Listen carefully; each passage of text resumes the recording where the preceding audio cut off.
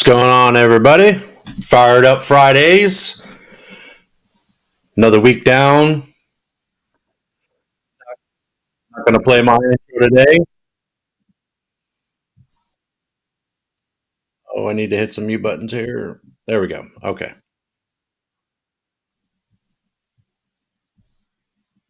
Woo!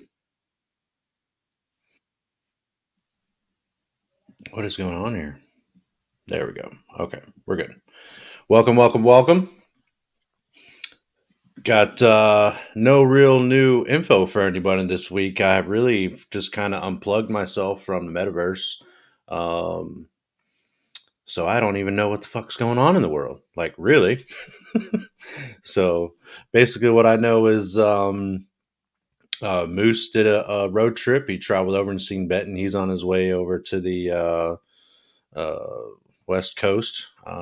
Good to see people out and living a life, doing what they need to do. Um,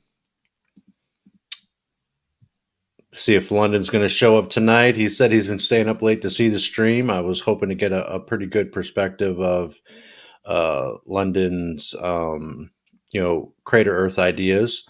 But um, welcome a few people in the chat: Sophia, Jesse, Jen. I know Tommy's streaming, so he's probably got some people over there listening to him talk shit about everybody else. But Chuck, you're good here, bro. I can see you. Welcome. But I'm gonna go ahead and play this quick little video here. And it's about just some creators, real short video, but just kind of get a visual idea, when you're talking flat Earth and you're talking globe Earth, and now you have what's called crater Earth.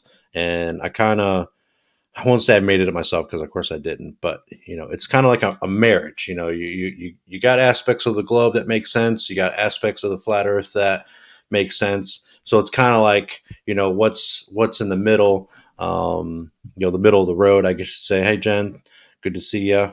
But yeah, let me go ahead and just play this real quick, and then you guys will know, kind of what I'm talking about.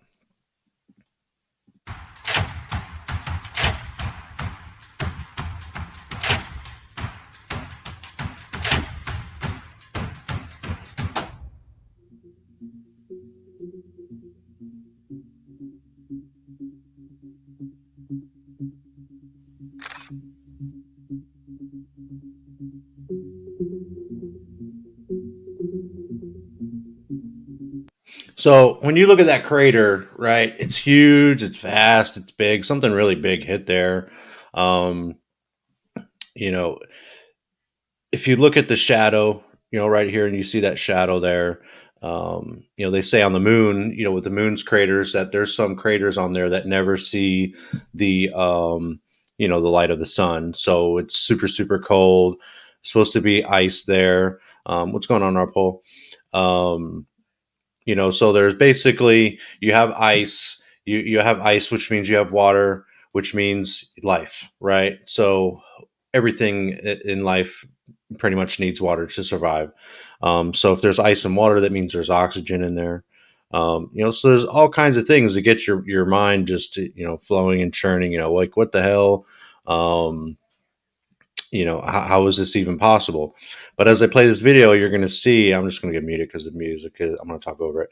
But you'll just see in these videos where you see these craters, like this one's full of water.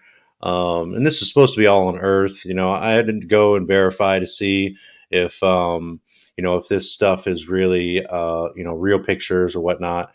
Good to see you, Bad Barney. Welcome, welcome.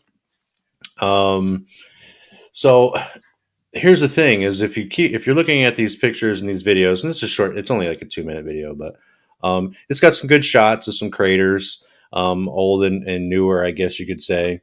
Oh, hey, Snafu, sorry, bud, didn't see you there.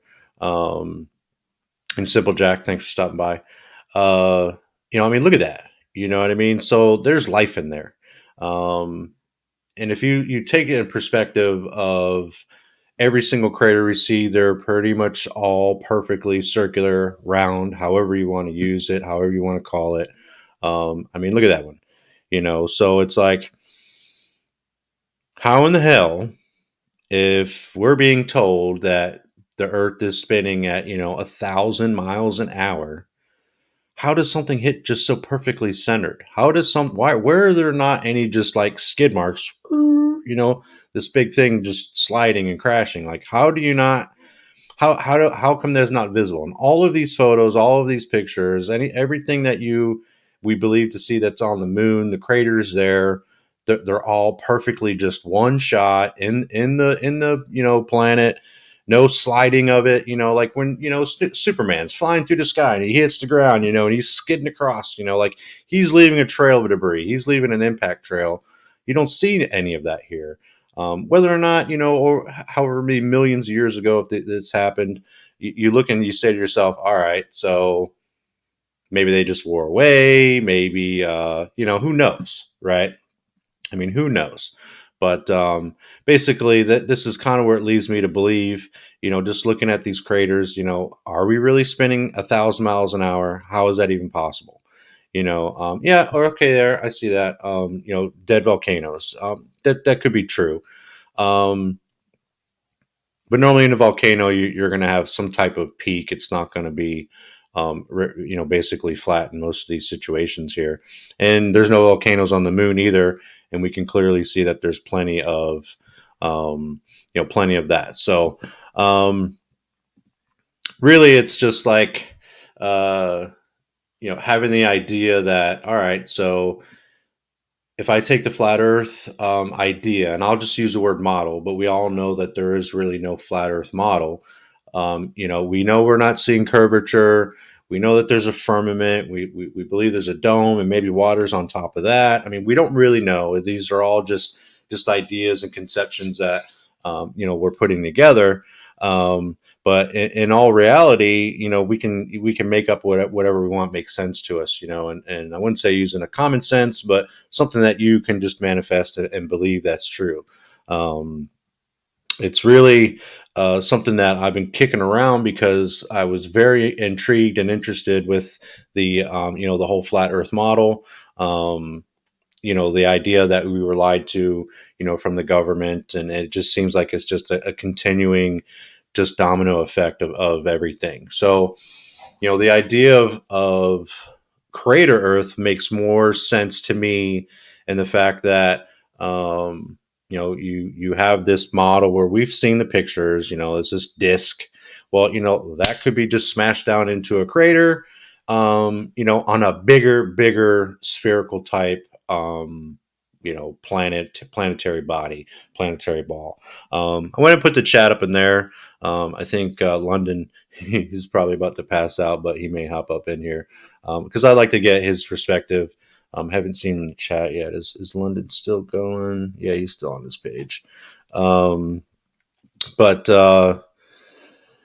so that's what I was, wanting to talk about tonight was how, if crater Earth is a possibility, do the flat earthers think that that's out of this norm? No way it could be that, because we're kind of going back towards the globe side of things. Clearly I'm not educated, nowhere near, like Witsi Gets It and Dave Weiss, Zetetic Warrior. Those guys have done extensive amounts of research, on the flat earth, on doing the science and doing the math, and just basically being able to explain, or at least being able to educate other people on the knowledge that they've grasped. But I'm going to go ahead and look at this poll here. I did it a while ago. We only got 13 votes, so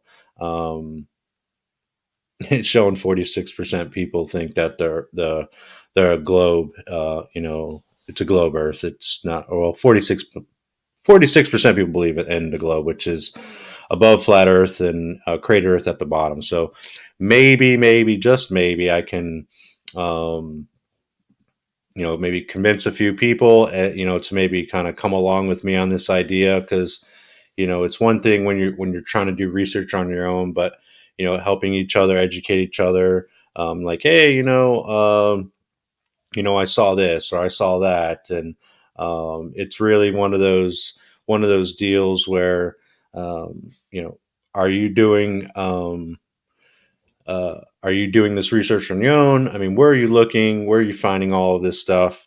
Um, yeah, our poll. I've been watching that.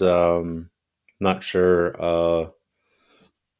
Apparently, a lot of people want to come see this today. But you know, me not being an expert, it's just one of those things where, I have an open mind, and I like to, uh, look in certain areas and not just make a decision and say, oh, I'm a flat earther, so I'm going to go ahead and, uh, you know, um, just make up my mind. That's it. I'm not going to listen to any other arguments. So you have to be able to basically say, okay, you've looked into information. Flat Earth makes sense. You're open minded enough to not think that you're crazy, because we know how when we originally probably heard all these people, it's they sound crazy. They're weird. What the heck is going on? And it's one of those things where you know then you start to look and say, oh, what about the crater Earth? How does that fit into it?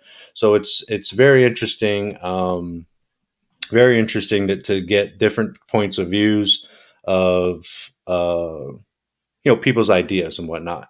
And it's not really to say that you're an idiot. We've seen all of these arguments go. When you got someone who really believes in the globe, and they're going against someone who really believes in the flat Earth, and it's like, oh man, you're going to have this debate back and forth, and hopefully you can have a discourse where you can be professional about it. You can definitely see what the other point of view is. Like, hey, come on, like really, let's just figure it out. And maybe find a common ground. And I think Crater Earth could possibly do that. So for me, it was the moon landing, believing it was faked. We've been there how many times?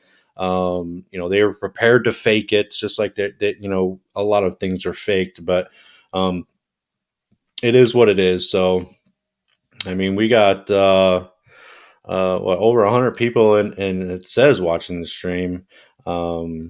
I'm not sure where all the new fan base just hopped in, but maybe there's a lot of boring stuff out there. Um, yeah, so Sean, I see that. I've seen you around. I know you're you know uh, how what you feel about it. So it's just kind of like, to me. Well, there's London. Get the fuck up here, buddy. Um, it just to me, trying to it's not trying to find a middle ground, but it's like I can't really get on the flat Earth idea, because there's not enough explanation. When does it end? How deep is it? What's underneath? Is the sun just rotating around the top like that? Um, and it's not really a debate. It's I'm not looking for debate. I'm looking just for some people's point of views on it. Really, this is I'm not going to judge someone because they believe in the Mandela effect and I think it's silly, or it's just a point of view where we can share some insights on the information. Welcome, sir. how How you tired doing, my man? how tired are you, man?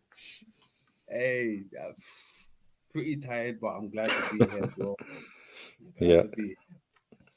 yeah. Well, I appreciate you hanging out, or at least hanging out on your own panel, waiting to come up here.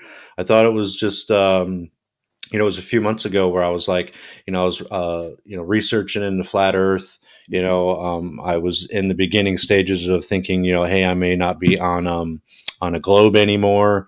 There's reasons for me to believe, to question, to believe, is it a lie? And then Crater Earth kind of fell in my lap. And then right around the same time, I noticed that that's kind of how you felt. So where did you get the idea, that we could be on a crater? To be honest, I got it from the Godfather himself, Godgive Lemsday, and once he planted that seed, I haven't seen it no any other way. Yeah, and like Sean was saying in the chat there, Water's a big deal. I think last week I showed it was a TikTok of a guy, explaining about how how the Earth is rotating at X amount of thousand miles an hour, and 67,000 miles an hour here, and 400,000 miles an hour there, and it's like, how the hell is water able to just stick to the ball? Like, we all know you could take any type of spherical whatever, cover it in water, and you fucking spin it, man, and the water is just going everywhere. It's not sticking to it. So what makes it, stick? Are we spinning so fast that it's not spinning off? You know what I mean? So there's a lot of things that just really make me think that we could be on a flat plane. We could be possibly in a crater. You know, yeah. So Well, I mean, in a crater, you can have so many dimensions. You understand? This is what I think people don't really understand, that part. You can have so many dimensions in a crater, shape, sizes, everything. Because yeah, it cradles things, it holds things. And once you can hold things in it, it's a crater. You can, go to work in it, in my opinion.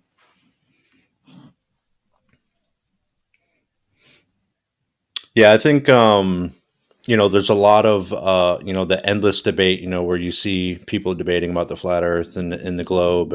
You don't see many people coming up with that middle of the road type creator deal. Did you see the video that I played earlier? No, I may miss that. I think I missed it. It was So, just a short video of some craters. Let me see if I can add this back up here. Like this crater here, right? They're all pretty typically the same. They're circular in shape. They're round. Um, so using things that we know and that we're told, and by no means am I a scientist or even smart at all, but we're spinning at 1,000 miles an hour, correct? I mean, you kind of believe that's what we've been told. Takes 24 hours just to the rotation, the movement, you mean the 24 hours from night to day that we're talking? right. So we're spinning at 1,000 miles an hour, and how does a asteroid or another planetary body smash into us? You know what I mean? Without having like that Superman slide. It's like it's a direct hit. I'm trying to make sense of it. So Yeah. it's one of those things that's that domino effect. It's like you can find something that doesn't make sense, and I'm sure if I can get someone here who's really, I guess, opposing the flat Earth idea, explain to me how even on the moon, they're all perfectly spherical, craters that have been just pelting the moon. Same thing with the Earth. There's tons of craters. You know what I mean? Like, it's where is this the sliding into? Like, where is that at? So like, I love this one right here. Actually, I just went back. Let me go back real quick. Go back. This one right here. So, oh Jesus, I gotta give me a break. I'm a newbie. So there we go. So like that one is it's filled with water, right? So on the moon, we were told that they're freaking, it's the parts that don't ever see, sunlight, it's frozen, So okay, so Yeah. there's frozen water up there, right? So water, I mean, I would assume has oxygen in it. So there's should be life, or something that life could start. You know what I mean? Mhm. So like, even looking at this photo here, like I could see that being the Earth in the middle, just like on my thumbnail that I made. Um, so it's like it explains a lot to me and will help me understand more that anything is possible. We can talk about the globes in the classroom and all that good stuff, and we can get really detailed in the conversation, right? You can really get detailed. Um, but I have to say a shout out to the chat. Um, and we got over 150 people in here. That's pretty crazy. Welcome, Yolanda. which is typically not normal. So I'm not sure where all these new watchers are coming from, but welcome. Appreciate you being here. Appreciate you guys hitting that like button for sure. That will definitely help my little Friday show out. But this is the stuff we like to talk about. London, he's got his own channel. Well, actually, your first one's banned, right? So you're on your second channel, the Bottle Bar. First one's still up, but I only open it up when I'm gonna hit heavy, like when I've got concrete research. Gotcha. You understand? Yeah. So it's just one of those things that you can see a lot of talk about, on these panels and and it really causes a lot of anger, I guess you could say, in some people. Some people really take it overly seriously, you know. And you're not one of those guys. You know what I mean? I've seen people that have just really argued, the fact, and they just can't be open minded enough to have a discourse with someone or multiple people. But yeah, so that's the Creator Earth, man. In the Flat Earth saga with the Globies, I think a lot of people don't even really know or want to come up with the idea that we couldn't possibly be on a globe. You know what I mean? Which is it's pretty interesting to me because I was that person probably 7 months ago. It's like it's just kind of shocking, how close minded I was, because a lot of things opened up, once you open your mind to it, But I got another video here. This is a video that I found. It's about what has to do with Flat Earth too, because it's talking about 4G, 1G, 3G, 4G. You know what I mean? And it's pretty interesting. Check this out. It's important to understand what the 5G is doing and what they say it's doing. We're told on the IEEE beamforming document that this technology cooked your eyes like eggs in World War II.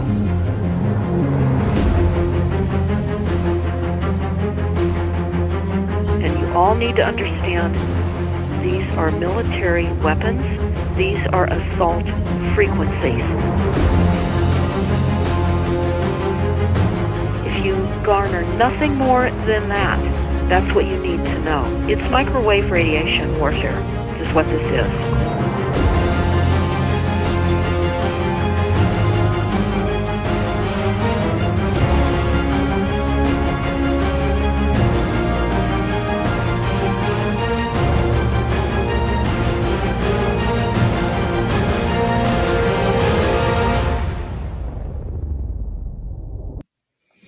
So it's pretty interesting, right? All of those antennas. All of those antennas. They showed one little shot of kind of a satellite. Have you thought about that kind of technology, the 5G, what it's actually, how that can relate to the globe and flat Earth? Well, I mean, can it even work on a globe? Those type of devices. Mm-hmm. And no. I mean, flat Earth. But I mean, look, flat Earth isn't too far off from Crater Earth, right? But it's like with flat Earth, it's capped because you're still placing yourself within inside a containment, and you're not willing to think outside of it. You've already gave up on the container. You're saying, all right, I'm here, and that's it. Right. So, well, when I look at like this, let me put this back up. Just that crater in general, the ice wall all the way around, all the land masses in the center of it, kind of thing. Using all the antennas, the GPS, the global or the ground positioning system, it really makes you wonder how they can hide all this stuff so well. But welcome, Jesse. How's it going, sir? Good. How you doing? Not too bad. Trying to talk about the crater Earth idea compared to the the flat Earth movement. I guess you could say if it is a movement. Yeah, I've been meaning to make the last couple of Fridays, but things just didn't work out. But glad to come here. And I saw an old Buddhist map from like the 1400s that showed that there was a lot more land mass that they're, not telling us about beyond whatever the ice wall beyond. And, we've had lots of people on our show talking about inner Earth, hidden lands inside the Earth, an access point through Antarctica to go somewhere else. So it's just fascinating how so many people have so many different interpretations on what this might be, and they get so angry at others if they don't align with their beliefs on it because no one really knows. Yeah, that's 100%. Like nobody really knows. It's what you believe. It's the kind of research that you either doing yourself or you're allowing someone else to do for you, and you just kind of take that in. But we definitely have a big jump in the poll now. Now we're at 48% on the flat Earth, where actually globe Earth is actually gone the least at 24%, just barely losing to crater Earth. So, but yeah, it's a hot subject. As in, people are afraid to, just like anything else, they're afraid to at least publicly say, yeah, I'm a flat earther, or yeah, I'm a globie, you know what I mean? So it's pretty interesting. I mean, I enjoy the conversation. I enjoy content, pertaining to new information, new study, stuff like that. Curvature is the biggest one. The density, gravity, however you want to call it. Yeah, so I appreciate you being here, Sean, because I know I know how you stand or where you stand at, but what the hell is going on with this stream? I mean, are you guys seeing 360 there? Is that just What's that? 360 people watching this stream right now? No way. Are you serious? Yo, have a look. 370. I see 445. What in the hell? That's crazy.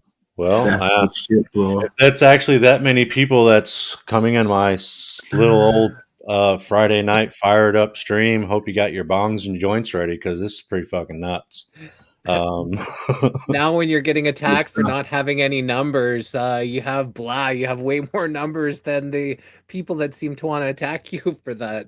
Yeah, I've never seen that. So let's go ahead and see what Snafu's got to say. Are you seeing this, Snafu? It's just bots fucking running around because there's a lot of pogo shit going on today because we covered some monograph shit and flow state fucking admitted maybe I was right.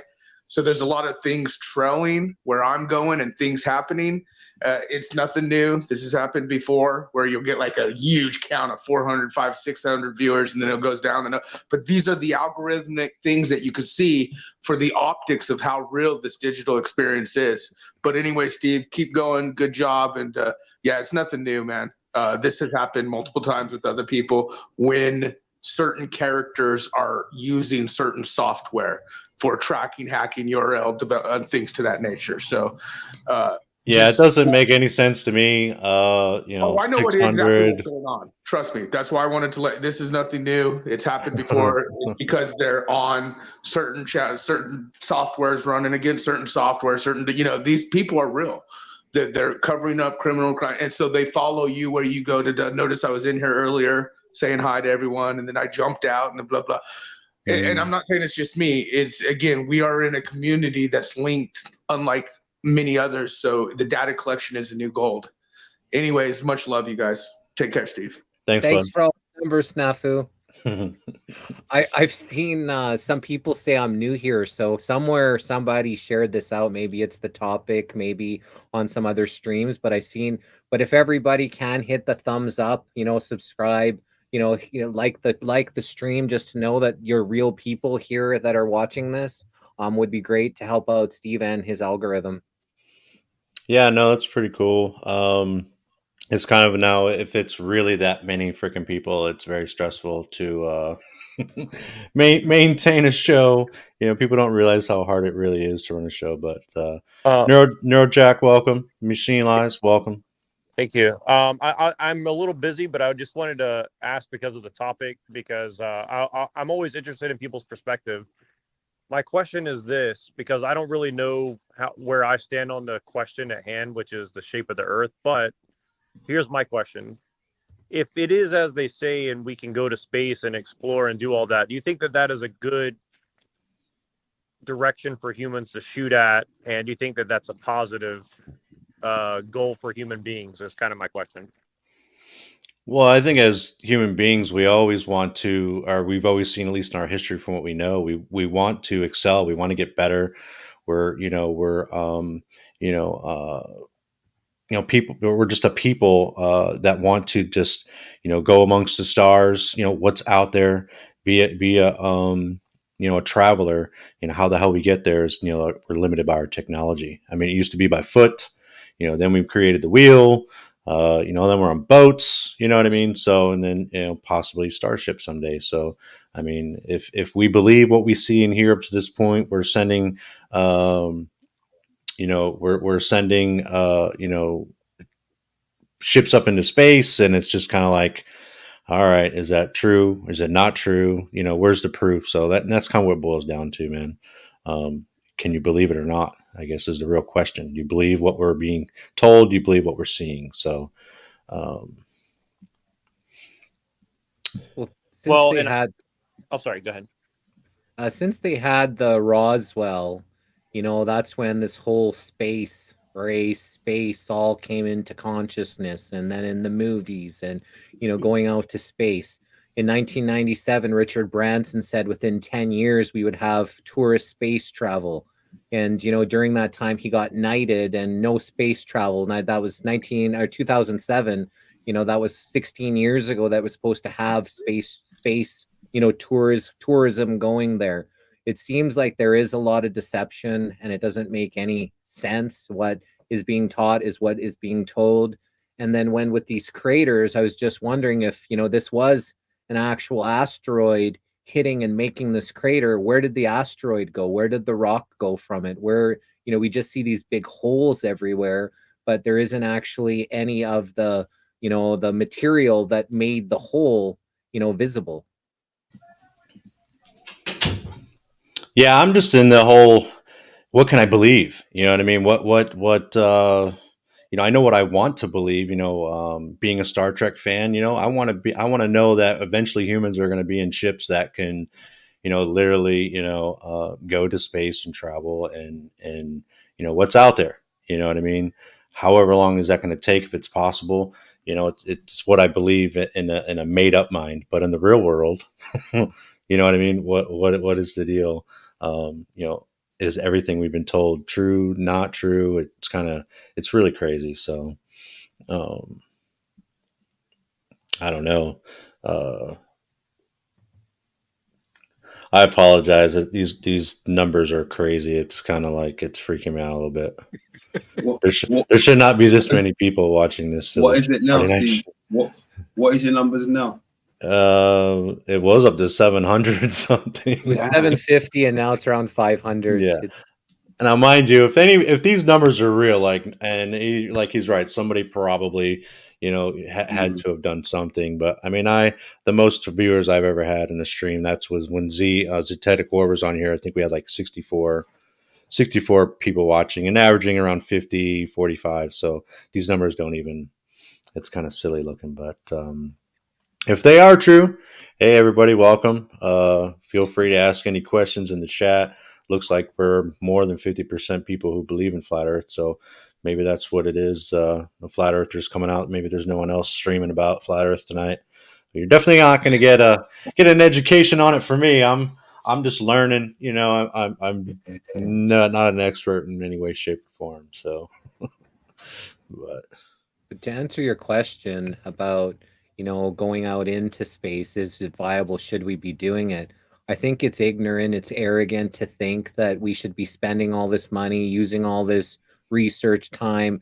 When have homeless people here, we don't have clean water for everybody. We're not in balance. We're not living symbiotic on our earth now. So what makes us think that we should go somewhere else, spend all these money and resources when we can't even, fix the place that we're living on right now? And I think that that's a bigger issue than trying to explore space. Oh yeah, 100%. I mean, this planet's so fucked. We're just there's wars. There's just fighting and violence all across the globe. I mean, we definitely have to clean house. First. I would definitely agree with that. Before we can actually, it's kind of like cleaning up your own. Clean up your own yard before you're going to go and clean up the town. You know what I mean? So like, get your shit together, and then you could. You know what I'm saying? So I can agree with that.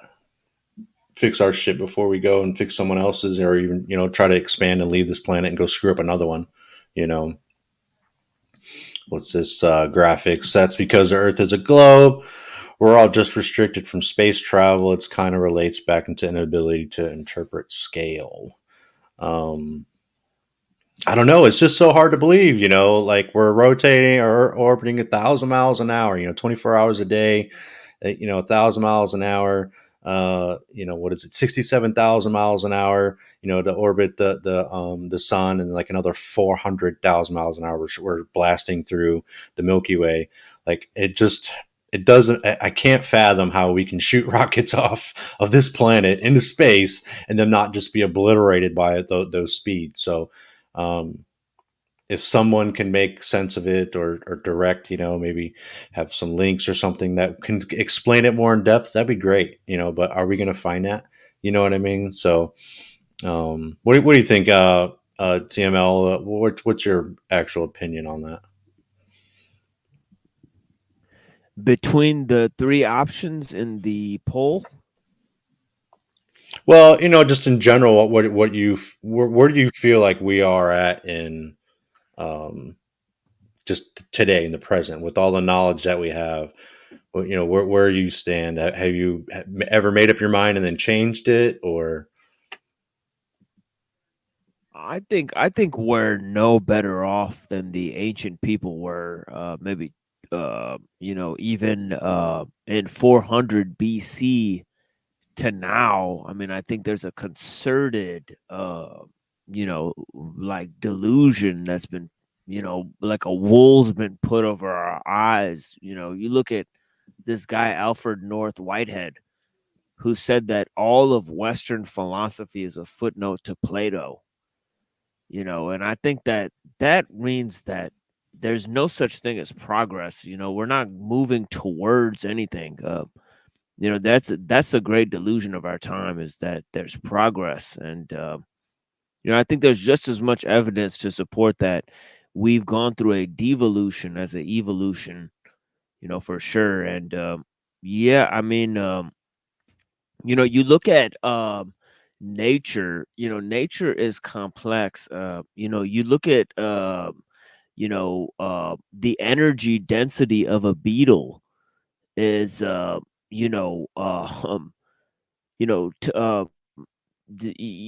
exponentially greater in terms of its complexity than an entire galaxy or a star system. There's more connections inside of your brain than there are stars in the Milky Way galaxy. Life is more complex than dead matter on every single scale possible, as to the, sufficiently throw the second law of thermodynamics that everything is entropy. It throws it completely in the garbage. Where's all the new information coming from to compose new life forms? It's complete craziness. So the to think that this universe or whatever is by accident, that is just a severe delusion. Even the beef system people know it wasn't by accident. The way they do the rituals, the way they do the things, like they know. So even they know, Mr. TML. There's a video there, 25-second video about Operation Fishbowl from I think the 50s or 60s, when they tried to send a nuke up Mhm. That's why into Hillary Clinton said we'll break the glass ceiling and many other things to the nature. But think about it too. Like again, the new military branch that has extended off space farce. What is on their logo? The Sphinx. And again, we've had combat veterans who said that they went out in Afghanistan and Iran and all these countries, and instead of like protecting citizens, doing weapon cache seizures, they were going to museums collecting these stargates, old architecture shit. This shit is real more than you understand. That's why CERN does rituals before the technology that they're using with the B system. It is all connected. And I always find it interesting that we always talk about space, this and that, but they've always talked about the ocean too, here on Earth, right? Versus like, what do we not know in our ocean versus we know more in space? Like, what is the truth, So anyways, good stream.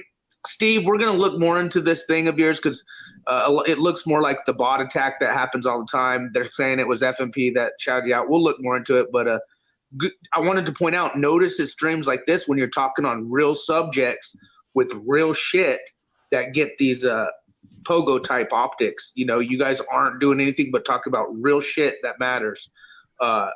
So yeah. Well, that's normal, man. We don't really talk about a bunch of bullshit. If people want to come here and do the drama thing, freedom of speech. No, I'm just trying to point out that the fact is these attacks are on the narratives. Why do you think people talking about the skies get hit more? Why do you think all of a sudden they're coming to hit you with 600-700 bot attacks? With you guys aren't into drama. You're not in the, these are tactical tactics for data collection and suppressing narratives and suppressing freedom of research, so to speak. Well, it just seems strange because I've done quite a few streams, about flat Earth and the government and the Federal Reserve, fractional banking, all that good stuff, rights and freedoms. Right. So this isn't anything new. I have 200 something subscribers. You know what I mean? It's not like I have a huge, stretch. There's again the tales of other people's things can you walk in someone's shit, it's going to be stuck to your foot, so to speak. Remember, you're still on the right side, and they see that. But anyways, the fact is I loved how TML said that because these B system people, they do know creation is out there, whether they want to admit it or not. They know. Well, here's my question. I think all of us are at the level of conspiracy where we look at everything that we're told, even the conspiracy stuff and even the crazy stuff. Like if you look at like a movie like The Arrival with Charlie Sheen or the David Icke stuff or They Live or, you name it, however weird it gets. Don't you ever I'm sure you do, but I'm saying like, for me, it's like, it's very surreal how it's like everything they tell us on the normie side and on the conspiracy side is like almost to throw us off, or it's like a code, like they're speaking in code, telling us certain things about where they're coming from. Because like the flat earth for example, is like coming out of the occult. And I'm not saying that doesn't make it true. What I'm saying is like, they're telling us stuff in a different language than English. You get what I'm saying? It's like, it's encoded language, in my opinion, right? Yeah, these secret societies communicate all in codes and symbols and, give us, they're supposed to tell us what they're going to do to us before they do it to us. So these are all encrypted in their movies and their, TV shows, stuff that they're sharing. But did you maybe want to play this video, Steve? Yeah, go for it, bud.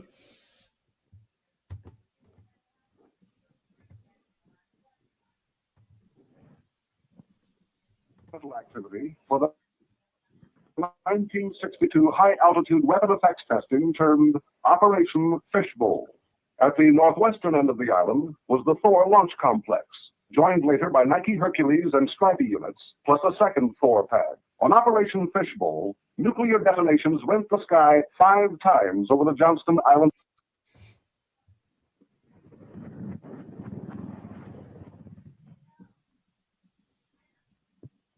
Lost it, Jesse. Did you? Yeah, it was only a 25-second video, but did you see how lame that technology looked like compared to like, especially that one that looked like the Wizard of Oz Tin Can Man? It actually looked like. Have you seen that video where they were testing the atomic bomb, where the car was behind the house and then it was gone and then it blew up? Like, That's that same kind of like look. You know what I mean? That just old cinematography. What do you call it? Yeah, that's. Yep, that's interesting. Very interesting. Um,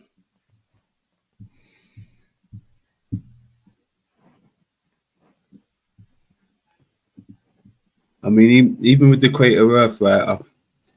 I've heard a few people say they're kind of on the fence, right? They need a bit more information and stuff, but there's a lot of information out there regarding this subject, but it's all like encoded. It's kind of encoded, and it's kind of just out there in your face, you know, in the micro macro, the micro macro. right. What's going on, Flow State?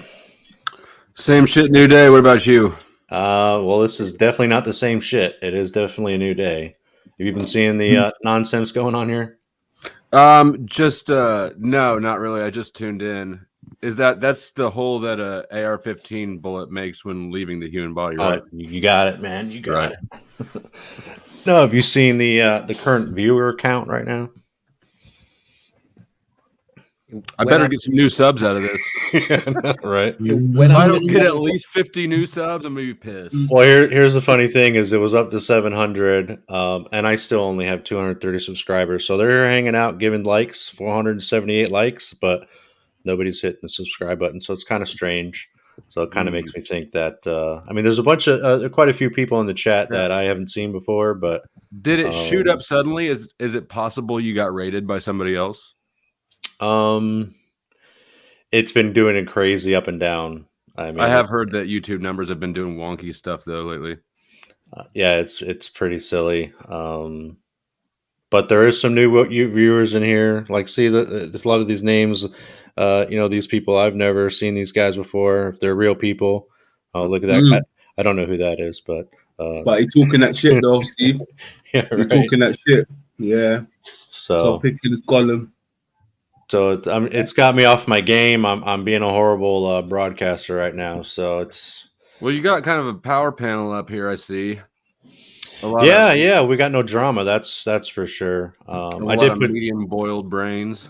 I did put Snafu in the back, and I'm sure he doesn't mind. Because I don't pay the big bucks to have 10 people up here at a time. So, but definitely if it's this numbers, which I don't expect to see ever again, there's just some kind of weird thing going on. I would probably reconsider. I would reconsider, spending the extra money, $20, but yeah, we're just talking about Crater Earth, Flat Earth, kind of like the typical thing. I know how you kind of feel. You're definitely into the Flat Earth idea. I'm definitely out. I'm more out of the heliocentric model than I am into the flat model. Right, for sure. I can agree with that. It's easy to agree with that now, as time goes on and there's an epiphany, right? Like you may get one sort of piece of information. You're like, fuck yeah, that makes sense, man. Gosh, I can't believe that, that makes sense. And then, and then you kind of get stagnant for a little while. And then all of a sudden, boom, there's another piece of evidence that just kind of, gears you. But mine was last week or so when I watched the TikTok of that guy with the spinning ball in the water. And I'm just like, wow, man, that really just makes so much sense. Like, how is that possible? This is even happening. You know what I mean? I haven't seen that one. I don't think. Let me see if I can pull it up. It's actually pretty good. Give me a sec. Yeah, it looks like we might be getting back to normal here. The numbers are finally going where they need to be. I see it at 260. And now I've been on here about 5 minutes probably, and my handle, my YouTube tag is my name up here, and I haven't gotten out one new subscriber. So these bots are fucking weak. No, that's the whole thing is the Coriolis effect. The Coriolis effect for what? For shooting weapons. what is there to explain about the Coriolis effect graphics? What is the Coriolis effect? Maybe you should start there. I mean, not being an expert, that you're supposed to, Coriolis effect is basically gauging for the curvature, right? Which to me is basically just a trajectory. That's the way I look at it. If you're going to shoot something, you're not going to shoot it straight. Gravity is eventually, or the density, or the propellant, whatever is forcing that through the air, it's going to eventually die down and drop. So, being able to expertly calculate where that is going to hit your target, you adjust for windage and elevation. I know they use that. Like, what was it? Chris Kyle used the word Coriolis effect, and it kind of went through. I wouldn't say the ringer, but it got used a lot more all of a sudden. At least from what I've seen. Anyone else want to expound on that? Their idea? Am I wrong? What? Well, I don't know about the Mandela effect here, but every time I've ever looked on how fast the Earth is spinning, it would say 66,600 miles per hour, and now it's saying 1,000 miles per hour. Earth spins on its axis every 24 hours, every 24-hour day at Earth's equator. The speed of the Earth's spin is about 1,000 miles per hour, 1,600 kilometers per hour, and I've always seen it as 66,600. I thought that was the distance from the sun or something. I don't know. I thought the Earth spins 1,000 miles per hour, no? So have you seen this flow? No, I haven't. I've got 1,670. Oh, that's kilometers. No, but now I'm watching. No, the distance is 147.9 million kilometers. And it all sticks onto it. And while that's happening, and the water stays stuck. Not only that, you're at 1,000 miles an hour spinning this way, which also at 67,000 miles an hour, 67,000 miles an hour, while spinning 1,000, you're circling around the sun. And while that's happening, you're also chasing the sun through the Milky Way at 514,000 miles an hour. And every single night, the stars are exactly the same. Every single night. Every single night, the stars never change. Polaris is always exactly where it is. Take this ball here. So yeah, I saw that video, and it just opened my eyes that much more. Like, how much more shit can we believe? You know what I mean? That's exactly what I've been trying to. Okay, I need to demonstrate these things, because that's exactly the question I've been asking. Like, how can you think that this is happening? And the stars are the same, but apparently I need to demonstrate it, and I don't have a globe. So it's around. Yeah, so it's around the sun. So that's how we're spinning. But it used to say 66,600 miles per hour. Now it actually says 67,000 miles per hour, like he said. But look, it gets even better than that when you consider the moon that's doing that around us. Mm-hmm. Right. So now the moon has got to speed up and slow down just to rotate around the Earth alone. Yeah, that's where I was going. And also, if the universe is expanding, the Earth has to do that as well to keep moving in a straight line and in a circle. Yeah, so it's just new information, when you're trying to put it together and you're getting to a point where you're like, yeah, man, this is making sense. And then all of a sudden it's like it stops making sense because you hit a roadblock. You know what? We should really ask Tommy what his expert science opinion thinks. Have you told Tommy where you're at now on this? He's gonna come undone. No, he for some reason thought that I was a globie, which I'm like, look, I'm not sold on it being a globe. There's a lot of information that I've found that disproves it. Not all of it, but it gets you thinking, right? And my problem is when you get into the flat side, it's like, I want a visual, I want a model. Tell me what you think it is, and no, not a lot of people can. They can't say, oh, well, this is what I think it is, because maybe they're afraid to hinder the community of the flat Earth because they are saying this is what it should look like. So well, they're different. It's different things entirely. It's like defense versus prosecution. Yeah, I'd like to clarify something on that end, because I think Flow State hit on a salient point there, that there's a difference between a theory and a model. For example, a theory is something like Mandela effect, where it has a predictive capacity. That means that you hold a notion and you test reality through that notion. So you put on these glasses and you see reality through these glasses. But of course, you could be wrong, because what you're trying to increase is your predictive capacity. When you formulate a model, you lose predictive capacity, but you gain an explanatory power. Now, but the problem with models is that you could look at the same situation and explain it two different ways. And a model doesn't leave room for predictions the way a theory does. Like Mandela effect is a theory, but flat Earth is a model. For a model to work, it has to explain everything. That's why it loses in predictability. But yeah, And that's why I try not to ever provide an alternative model, and that's also why people in any argument, people in an opposition will want to ask you that. It's a harder claim to make. It's real easy for me to claim this globe model does not work in physics. That's simple. What's way harder is then telling you what a completely cohesive alternative is. And also the science. And also the science, if it goes against their narrative, the science is squashed. The studies are squashed. It's not, real science when it comes to the official narratives that are put out. If it doesn't fit the narrative, it doesn't get funded or even see the light of day. Correct. Official science is more of a branch of marketing than it is actual science. 100%. So looks like we may have some idea. Looks like maybe Eddie Bravo and Brother Sanchez may have shared the stream. So if that is the case, appreciate it, gentlemen. Supporting my little old channel. But yeah, good conversation, guys. It's just one of those topics, where it's really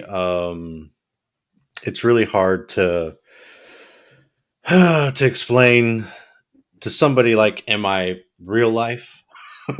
You know what I mean? It's easy to come up in here and we can talk with you guys. We can talk about things because we've kind of know each other. We've been here for a while. It's really it's hard to talk to people in person. So I don't know if there's a way, if someone has a trick or being able to talk to someone about flat Earth without them thinking you're fucking crazy. I don't even do it. I mean, in the real world, I don't even do it. If it comes up naturally, I'll engage it. But as far as me I never try to initiate anything. It's not really the hill I've ever wanted to die on. It's too hard of a push. Right. I will go after NASA all day, every day. That's an easy knockdown. Anybody who sticks to their NASA claims after I push on them, we really went to the moon, NASA's true, blah, blah, blah. Like, they're just willfully ignorant. And I really, Yeah, and it's a lot of ignorance. And I'll be honest, I was that way. You know what I mean? I was ignorant too. I was like, what do you mean the earth is flat? Fucking dummy. And then I'm just being honest, like we were all there. But but it's just like, even like other topics in my life, it's like I don't like going with the in crowd. I like believing my own my own way, so I'm very stubborn in that sense. But then I finally decided, what, I'm gonna open my fucking mind. Let me delve into this, because I was already in the rights and freedoms rabbit hole, and I really needed a break, to be honest with you. And Machine Lies, he'll know, like, being a big Star Trek fan, space travel, like, that's just a fantasy, that growing up as a kid. So it's a lot easier to delve into. Will it change? Has it changed, or will it change my mind the way I think about, that? No, it won't. But it's just nice to know in reality, like what is really the case. What is really going on here. So I wanted to ask some of you guys, because some of you guys are a little older, so I'll just say this really quick. Do you guys remember in the 90s when like all that UFO stuff came out, and like they were really pushing the UFO thing like really hard, like with the Independence Day movie, and with like just a lot of TV like sightings, and you know what I mean? Like there was like so much like tabloid level like stuff on TV, like really hyping up like Nostradamus and like aliens. And I was just kind of like, for people who, I was a kid, I just wanted to get people who are a little bit older than me's impression of that whole experience.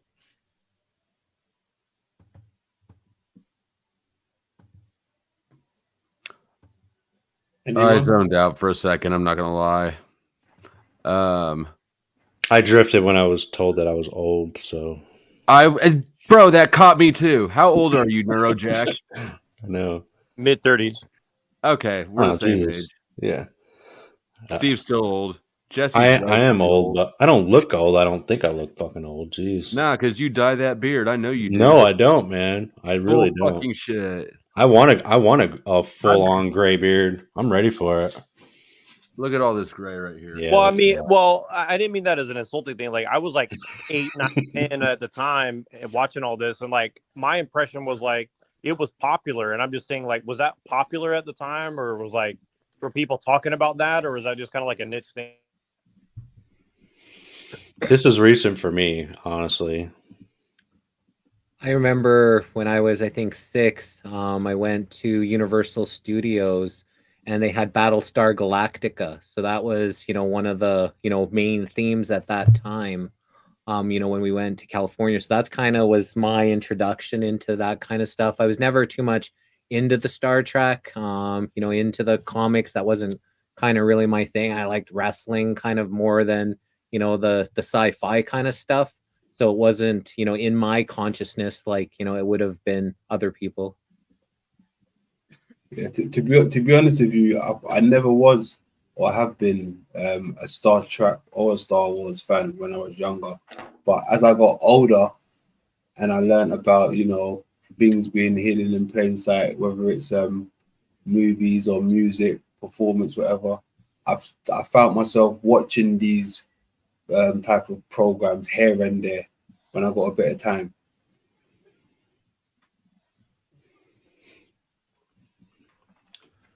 I don't know. I just always grew up with, the idea of, Star Trek and Star Wars. What was the TV show Lost in Space? TV show The Jetsons. You know what I mean? Was big. Aliens movies. Like there was a lot of movies about space. So as my age, at least I'm 47. So at that time, TVs were, small, black and white, and I remember that as a kid. So, and it was just, we didn't watch a lot of TV, but when you did, it seemed like a lot of it had to do, about outer space, stuff like that. So, for sure. And even today, it's still the same. Honestly, like I have Paramount Plus, just because Star Trek's on there. I mean, no matter what, every night Star Trek's on while I fall asleep. Even though I've watched the TV show, every episode a million times. It's just something that's in my brain, to want to be out there, amongst the stars. And then the idea of thinking that there may not even be out there. You know what I mean? Like that might not even be true. Look, doesn't that open up, like, for me, like, it's sort of, I'm not sure entirely, but there is definitely a way of looking at it where it's like, oh fuck, shit just got a lot more interesting. Yeah. I watched the Jetsons. I watched, Star Wars. I had the Millennium Falcon as a kid and stuff. So that stuff was kind of cool. But the one that really kind of made it kind of real for me was V. Did you ever see that movie V, where that alien chick would swallow the mice? And I was really young at that time. It was a TV series. It was an actual movie. Yeah, TV series V. Mm-hmm. That, and I never seen it anywhere afterwards. It was just played at that time and hasn't really been talked about too much or seen over the years. I wonder why that disappeared, but that was very realistic. At that time of me being such a shorty, it really was kind of like a little bit freaky, actually. What is FMFP? Flat motherfucking power. Yeah, that's Is it really? Or did you make that up? No, it is. It is. Oh, this time. It's I used to rock close. with them. I used to rock with them, so I know what it means. That's a flat Earth term. Correct. That's what Bro Sanchez says. It's like fuck around, find out. Right. It's interesting, but no, that show V.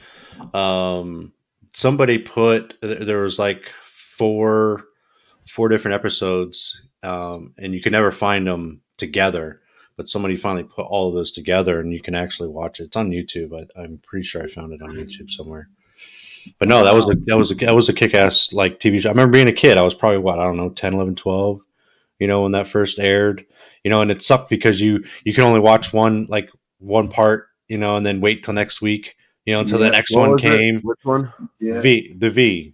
Oh, I never saw it. I don't even know what you're talking about. Oh man, if you can find the not the clips, but the actual movie of it, it's pretty interesting. Basically, it's about these aliens come to our planet, and they look like us, they talk like us, humans, but deep underneath, they're freaking lizard people, and they're basically in cahoots with the top leaders in the government, and then the government finds out, and they know, and they're like, yeah, so they're shoveling all of us, freaking slaves into their food factories, basically to feed them. And of course, we figured that out, and I just ruined the whole movie for you. But, we ended up fighting back and anyway, take our planet back from them. But no, back in the day, it was really one of those kind of like, like a truther type, a movie. It was very, very good shit. So You would have been younger, Steve. I just checked it. October 26th, which is my birthday, was the very first air of it in 1984. So I would have been 11, and I just turned 50. So you would have been about 8 years old. Yeah. when this aired. Mhm. So I was 11, and at that time when I saw the alien chick, I thought she was hot. It was a hot alien chick, but I couldn't believe that she was like eating the mice, because I was never one of those boys that said, "Ooh, yeah, girls." I always had crushes on girls, even at a young age. And the rest of it, you guys would have been little kids, and the rest of us would have been sperm still. Yeah, I was just arriving. What do you guys think? What percentage would you put that it's like aliens running the world right now? Like if you had to say like, 50-50 or 60-40, or what do you think? I can't give it that power. I think that if people talk about it being aliens, people talking about being demons, people talking about it, takes the accountability away from the people that got addresses and phone numbers that are actually doing this shit that, that could actually be stopped. As soon as it's, Draco, reptilian, aliens that are actually doing this, or demons that are actually pulling the strings, then it makes people feel powerless and less likely to do anything about it. Hey, 660 viewers is a lot. If you're a new viewer, will you hit 1 in the chat? I just want to see if we gotta run some tests here. Apply the scientific method to these numbers. Well, a bunch of Eddie Bravo is a flat earther, and there a bunch of people said Bravo crew or whatever. Bravo That's the crew, dude who was on Joe Rogan, right? Yeah, that's the guy from the martial arts guy. He's MMA. Oh, He's definitely in a flat Earth. He's been in a lot of the Hibbler videos. So I think I follow him on Rockfin. I don't know if I follow him on YouTube. I didn't know he had a channel, but clearly he does. So I'm gonna have to go check that out. Somebody definitely shared the stream, which is cool. I definitely appreciate the new viewers if it's true. Oh, all right. Yeah, we got one popping up. That's not awesome. Yeah, there's a lot of new names. So anybody, if they are real, you got to understand that we normally get about I think 30, 40, 50 viewers at a time. So when we're seeing hundreds and hundreds of people, it's kind of suspect. But however told you to come here, we appreciate it. I guess I'm gonna have to step my game up on being maybe a little better broadcaster and entertainer. But it's all good. No, this is great. That's dope. That's awesome. Yeah, I was assuming it was.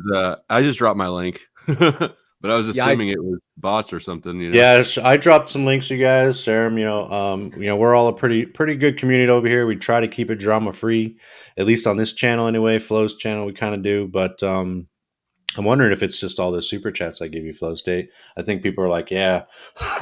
People recognize it. They're like, oh, that's that dude. He's got all that money. Right. Let's go to his channel. I see it too in there. He like spends $20 a day, man. That's crazy. That dude's rich. That's funny, but no, these are real time numbers right here. You're gonna send me a W-2, right? Yeah, right. 1099 it. So. All right. But no, very cool. Appreciate it. Very humbled. Kind of being a little less starstruck, but.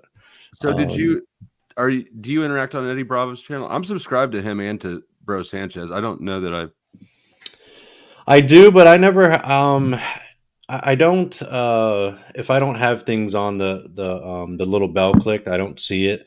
But most of the time I'm watching these panels here. You know how it is. Mm. I put a little better Operation Fishbowl video up if you wanted to play this one. It's a little bit more in detail. Steve. Yes, sir. Someone said Jesse dropped the missing link. That's what they're all here. That's funny. No, that's funny. Nike Hercules. Stripey XM33. 4.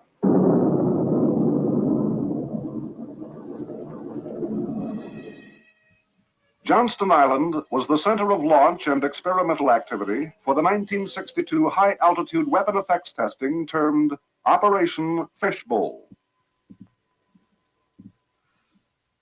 But Johnston Island was only the core of fishbowl activity. Radiating out in all directions from this tiny island, 800 miles southwest of Hawaii, were instrumented stations, 266 of them, at sea, in the air, and on land, encompassing a major portion of the Pacific Ocean, all geared to collect effects data from nuclear bursts at high altitudes. Now to set this broad stage in greater detail. Within the limited confines of Johnston Island itself, the operations testing and support facilities were crowded into every spare niche, including space between the existing Air Force Station plant and buildings, with some apparatus and offices crammed into World War II bomb shelters, including the Scientific Readiness Team, Task Force control personnel, and launch control units. At the northwestern end of the island was the Thor launch complex, joined later by Nike Hercules and Stripey units, plus a second Thor pad. Fishbowl's line of more than 30 instrument rocket launchers with attendant checkout facilities were sandwiched between the island's runway and the shore. This Pacific missile range ship, berthed at the island's lone pier, kept an electronic eye on the missile for range safety purposes. A beacon tracking system followed the scientific pods and rocket instrumentation and backed up the Pacific missile range tracking and impact prediction systems.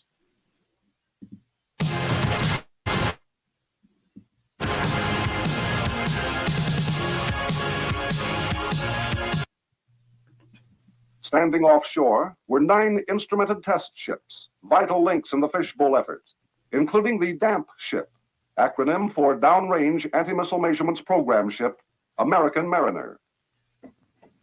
Pod recovery and surveillance ships, and an evacuation aircraft carrier, which took aboard personnel non-essential to the island operation during each event, completed the ship array in the northern hemisphere. On islands south of the equator, in Johnston's southern magnetic conjugate area, a variety of instrumentation to collect effects data was set up for Fishbowl. Stations dotted the American Samoa island of Tutuila, as well as the main islands of the Fiji and Tonga groups, and to the east, Rarotonga. After preparations in Samoa's harbor, Pango Pango, the instrumented motor ship Acania moved out prior to shot day to be on the station designated for each event, concurrent with the departure of the balloon launch vessel Haifufu. Fiji's jet airport at Nandi was the operating base for 3 fishbowl aircraft. On each event, a KC-135 and 2 RC-121s gathered Southern Conjugate effects data. Closer to the equator, the coral atolls of Canton, Kwajalein, and Palmyra also held many of the trailers, structures, and antenna towers representative of the fishbowl test effort. North of Johnston, 4 main Hawaiian islands, as well as French frigate shoals, Midway, and Wake Island, mark the location for many instrumentation sites. For each event, approximately a dozen test aircraft, including optical and I-burn experiment planes, rose from Oahu's Hickam Air Force Base and headed south. Also to the west on Okinawa, in the far north at Adak and Fairbanks, as well as at Palo Alto, California, instrumentation was operated for fishbowls test events. During the latter part of the operation, other stations were added. All in all, of the 266 fishbowl instrument stations, 156 were on land, while 10 ships housed 80 separate project stations. 15 test aircraft carried the other 30 stations. I wrenched you, Flow State.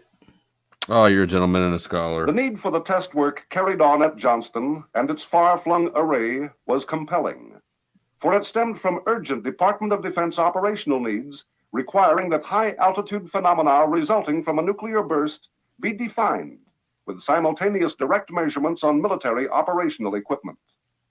For while America had been making rapid strides in other aspects of missile technology, its investigation of high-altitude nuclear detonation effects had lagged due to the 1958 test moratorium imposed shortly after the nation's first look at nuclear effects at high altitudes.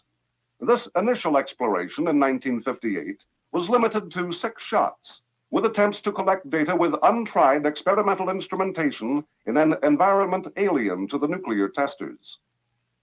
From a ship in the South Atlantic, 3 small detonations, known as the Argus series, were launched and triggered aloft for the purpose of examining the Christophilus theory that a long-lived belt of trapped electrons could be artificially created by a very high-altitude nuclear explosion. Dominic, bots like Other bug effects craters. on Argus, although measured, were not thoroughly documented. In the Pacific, as part of the Hardtack series, 3 effect shots, Yucca, Orange, and Teak, were detonated at respectively 26, 43, 77 kilometers, primarily to provide information on the change of blast. Not sure how much you want to watch this. I thought it was only 5 minutes. It's a 27-minute video, but a lot of the people that, talk about the flat earth, talk about Operation Fishbowl. This is really kind of important because they weren't able to penetrate through the Van Halen radiation belt. They weren't able to go through. So it's kind of one of those things that a lot of people reference. And, if anybody doesn't know about this actual stuff, it's good information. Do you think that it's likely that they couldn't actually do that, or that's more misinformation? Again, who knows when it comes to, it's all just speculation. You can just think, what your opinion is, but, unless you're part of that inner circle, you could never know. Well, here's where I was going with the alien thing too. Like, it seems that we're on a path of quote unquote progression of just like, we're just going to keep building this technological system, but nobody seems to have any idea why or what's really going on other than, it's control, quote unquote, right? And I'm just saying, like, I don't know if I really buy that. It's just human beings, like, driving that for no apparent reason. Like, to me, it's like, I'm not saying it's impossible, but like Machine Life started off with, it's like, it seems like we're a part of a project that's been going on for like, 2,400 years at minimum, you know what I mean? Like at minimum, that's where we're at, Britt says there's no Van Allen belt.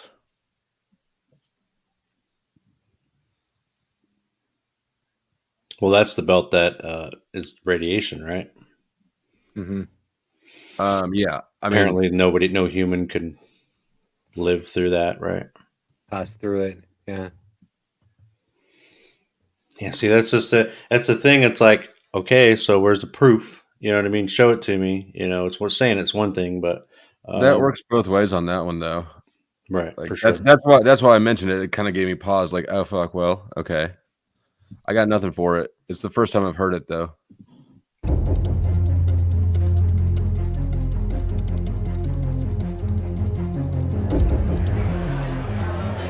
Ladies and gentlemen, please join me in welcoming to the National Press Club Federal Communications Commission Chairman Tom Wheeler. It's an honor to be here at the National Press Club. The first generation wireless 1G was voice. The second generation 2G allowed both talk and text. The third generation 3G, the internet, in a limited way. And today's technology 4G completed that digital migration. But if anyone tells you that they know the details of what 5G is going to become, run the other way. This video is brought to you by the number 5 and the letter G. And pretty soon, everything else will be too. I have to tell people 5G is a killer. I'm Mark Steele. Anybody who hasn't heard me, I'm a weapons systems head-up display expert. I'm one of the leading experts in the world. He talks like you, London. No, I've not actually like wrote me. a cover in relation to this. The reason I became an expert was because I invented them. What I'm going to say to you today, do not believe a single word I say. Not one. I want you to do your own research. You'll find it's absolutely terrifying.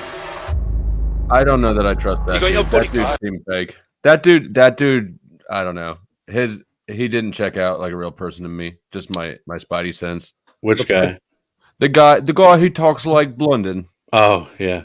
Who was wearing sunglasses inside at the podium. At the beginning, it's telling you to do your own research, which is I'm realizing kind of a red flag for me because it's a total cop out, right? Like, don't trust me, do your own research. It makes them look sincere when it's not. At least that's how Word Wizard uses it. You see, whoever's running this sock account, I'm probably going to be accused of buying viewers and likes. Like, I think that's why I mentioned Wizard because I think that's him.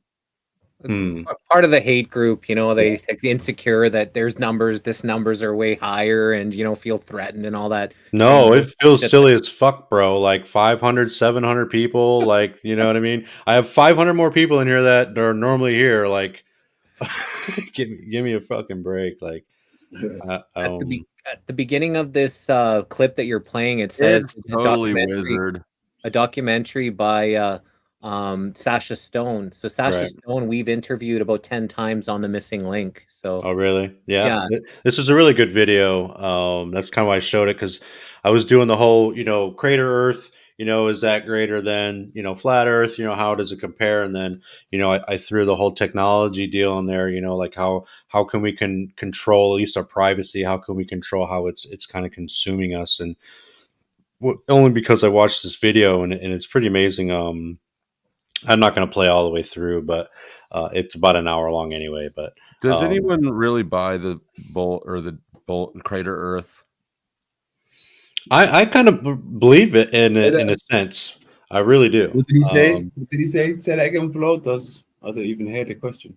Does anyone really buy the crater Earth? Because like in this screenshot right here, you would see the rim behind him, right? Or am I missing something about it? I think you're way off on crater. Yeah, hell yeah. It's a tiny rim. It's a tiny rim. Okay. I'm just touche then. Well, Flo, I'm confused. Are you talking about these people on the screen or crater Earth? No, in I'm general? talking about just crater Earth as a concept, right? Like I've heard it thrown around, but I don't know anybody.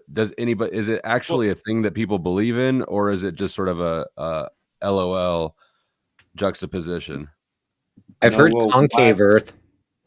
My channel is based around crater Earth, so to me, it's pretty much the real thing, in my opinion. Why don't you see the rim? I do see the room. Every time I look at a reflection, is the moon. Look at the screen, the shot in the center of the screen. In what screen? Well, I guess that there's like houses and shit behind him, or a fence. But Oh, good lad, mate, because I can talk to that. Well, this video actually has nothing to do with Crater Earth or Flat Earth. This is about the 5G, 4G technology. This 5G rule. I don't even know if I think 5G is a thing. Like that's what he's talking about. The way what they even think 5G is. It's not. There's not even 5G like they say it is, but they're, at least from what I've seen. But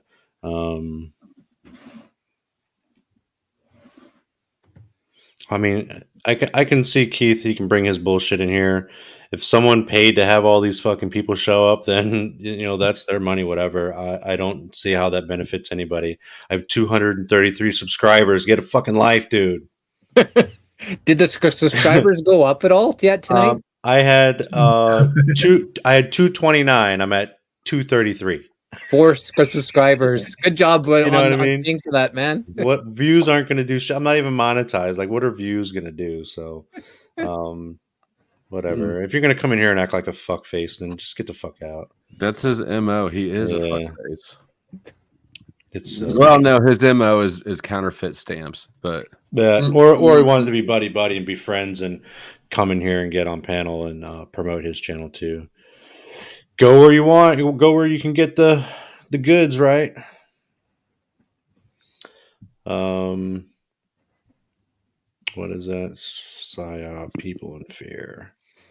But no, we're pretty good with all that fuckery. Look, there's a weapon system. I've got a letter with central government because I know about weapon systems more than anything other. In Britain, in a place in the north of England called Gateshead, a scientist there called Mark Steele has been very publicly and actively warning people about the effects of LED streetlights, which he says in Gateshead are emitting now 5G. Right, what's the crack? Hey, lads. I'm just having a word with these Gateshead council workers about replacing these transmitters on these lights that are causing harm and assaulting the community. This is an existential threat to the economy, to the environment and humanity. If these transmitters are everywhere, then everyone's at risk, surely.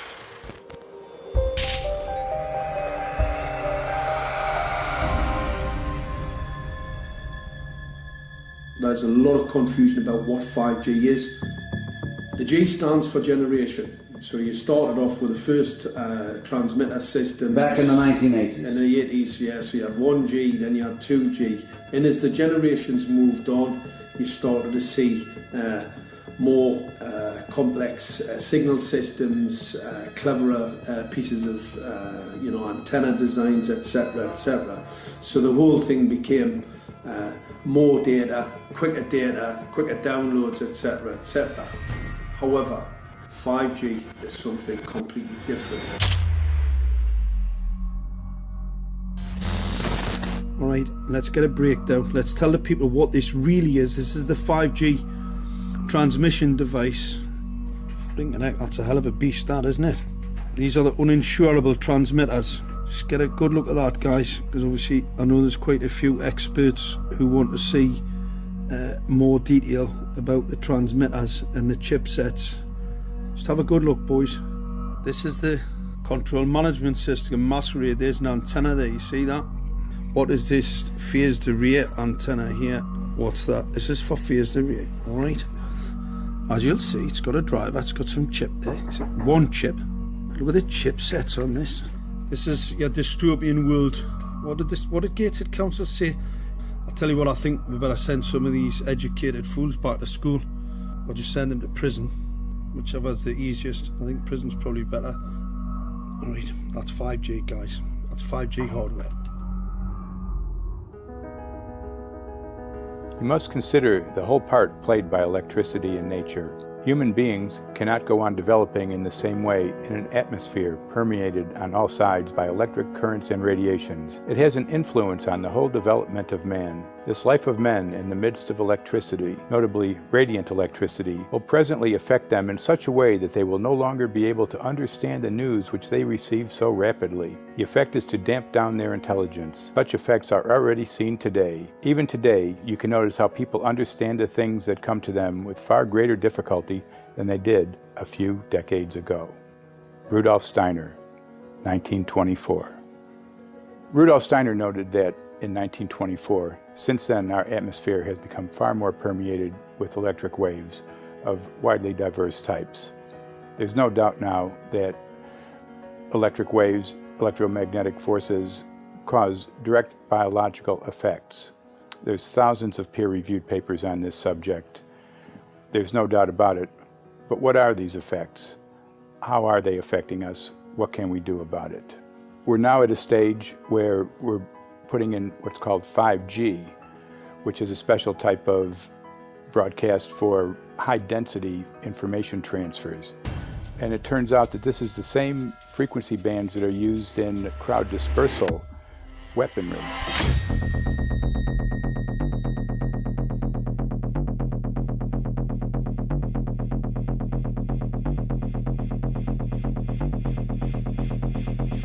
So I interviewed Steve, maybe if you wanted to pause for a sec.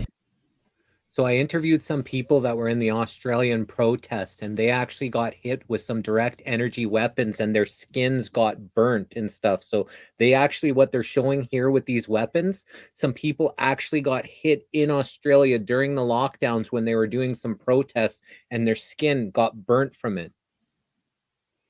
Yeah, I knew when I was in the military, they had some type of energy weapon, and it would basically like I don't know what kind of technology it was, but it would burn your skin, but it wouldn't actually burn you. It would make you feel, like you were touching like a light bulb. You know what I mean? Like Hey. it was making your skin vibrate, stuff like that. Yes, Steve. We went over that on my, the rebuttal bar about a few days ago, actually. Oh, did you? Yeah, they was testing some weapons from a distance. They could shoot you, and you can just get the effects hit you. It's almost like it was some type of vibration weapon or something. I don't know. I can't even describe it at this moment, but I know exactly what you're talking. In Canada, in the protests there, when it was the trucker convoy stuff, they actually sent out all the signals so people didn't have any Wi-Fi signaling, so you couldn't do any Facebook Lives, they broadcasted to kill in all of the cell phone signals. So they use a lot of these tactics. That in Canada, I didn't hear about the people being burnt like the ones in Australia. They actually got burnt by some of these direct energy weapons. Yeah, there's a few chatters in here. It's not trying to do some pushing fear. It's literally reality of what the technology has done. I mean, you can't even say that you're going to go to Home Depot anymore, and all of a sudden your phone is giving you all kinds of Home Depot ads. You know what I mean? They're listening, they're watching. They can do whatever they want, and it's being broadcasted off all these towers. You look up, you see them. Their towers are everywhere, so it's like, how do we get our privacy back without, even if you shut your phone off, you literally just have to leave all of your electronics at home. Don't drive a newer car, that has built-in Wi-Fi. You know what I mean? Drive an old Chevy like I do. You can't be tracked, and it's kind of what this video, the reason I'm showing is kind of showing, people don't think it can happen, but it can happen. You know what I mean? It's literally how machines work.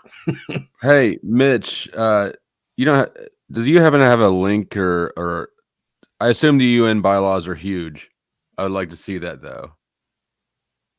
Got anything that could help narrow down where it's at? Well, man, we've got under 100. Now it's going back up again. I figured they were going to give up, but it's been an hour and a half stream, and I tell you, probably within the first, I don't know, 10 minutes, man, you should have seen it, dude. It was crazy. It was like a fucking rocket. Like it went up to 50, 60, 100, 150, and the number was just climbing. It was like, where? Yeah, see, there it goes again. It's crazy. Went to 750. Yeah, I don't know. I'll once the stream's over, it'll tell me the max. Hey, was that facts though? What someone said about Bro Sanchez, or was that just?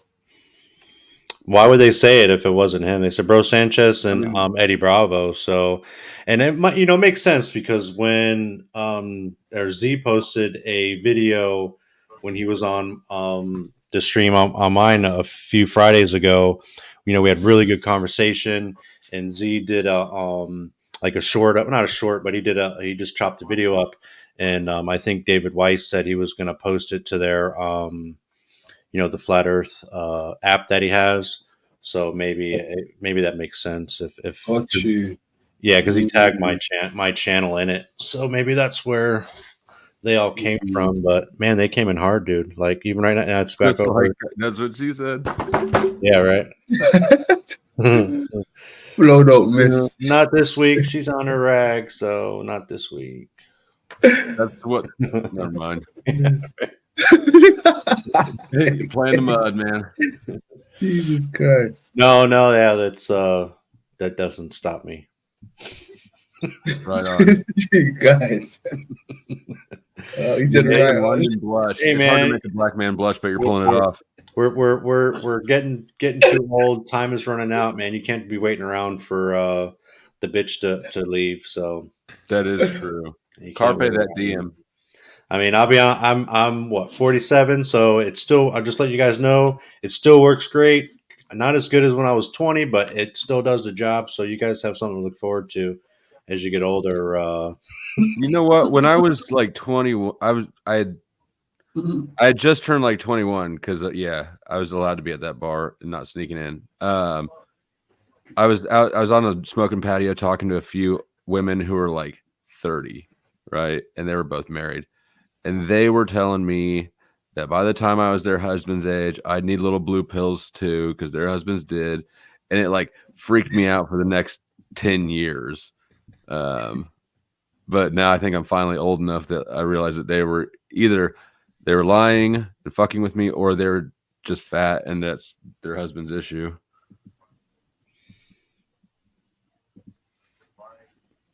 At 50, it still works fine. It's all those, the little humming bowl, the Himalayan bowls and shit. You Right. Good vibrations going on. The high vibes help support the love tribe. Oh shit. So how you doing, London, man? What time is it there? It is about hold on, let me check 1 second. What is it? All right, just gone 12 minutes past. Yeah, I heard him saying earlier that he was waiting up for you. Yeah, I'm like, no, go to sleep, man. You don't have to wait. My show's silly, but hey, at least you got to see the craziness. This is definitely one of a kind. So you're back up to 450. Yeah, it's pretty strange. The only thing that's really strange about it all, I mean, if they did share, like, you have that many people, if they are actually watching, they're definitely not into subscribing to my channel because apparently my channel sucks. So, but I have gotten about 5 new subscribers out of the 450 people watching. So if you're watching and you want to, throw some new subs down, we talk about all kinds of shit here, not just Flat Earth. We talk about fucking government ripping us off to making us slaves, pay taxes, all that good shit. We talk about fucking rights and freedoms. We talk about all kinds of shit, psychology bullshit. And we don't need to go to school for that. You just come here. We'll educate you. We'll tell you what you need to know about it. Hey, Steve, yeah. I wanna. It looks like Machine wants to spit something out, but let me just quickly say this before Machine gets it. Regarding what Flow State said, with the Crater Earth, Mr. Flow State, I wonder if you was aware of God Give Lamsty. Was you aware of that guy? Of who? Yeah, who? God Give Lamsty. He was like that. Okay, he's like the godfather of Crater Earth. He brought it to everyone's attention. But okay, I've never heard of him. Okay. And Okay, go on. Hold on a second. What does FMFP stand for? If you guys keep saying in the chat, where is that? Where you what is That's that from Bro acronym? Sanchez. Bro Sanchez Is says that what that. that is? Platinum power. Yeah. Oh, Platinum Power. Okay, I wasn't sure. See, it's something new, man. Like you learn something new every day. So there you go. But yeah, go ahead, bud. I'm sorry. Oh yeah, God give Lamstave. He was the godfather of Crater Earth, but his channel's been stricken off now. They've removed it. They've removed him completely. Him and his work. I don't even know why, because his last upload he wasn't going against anything, the guidelines or anything, but they just removed him completely. And do you have access to any of that old removed shit? No, I managed to save his last one. I did manage to save that his last one, yes, but his other stuff, that's gone for now. Have you looked for it like in other spots? I think he's on other platforms like Rumble and those other ones that are out there, Odyssey and stuff like that. Can you type his name in the back chat or something, or so that or in the front chat? I don't care. So that, but I. Yeah. So I know how to spell that.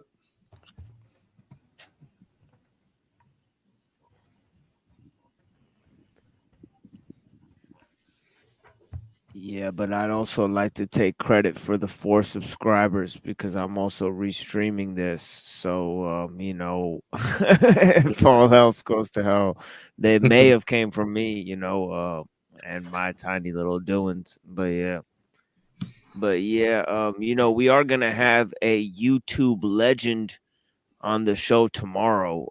So we might get kicked off of YouTube tomorrow.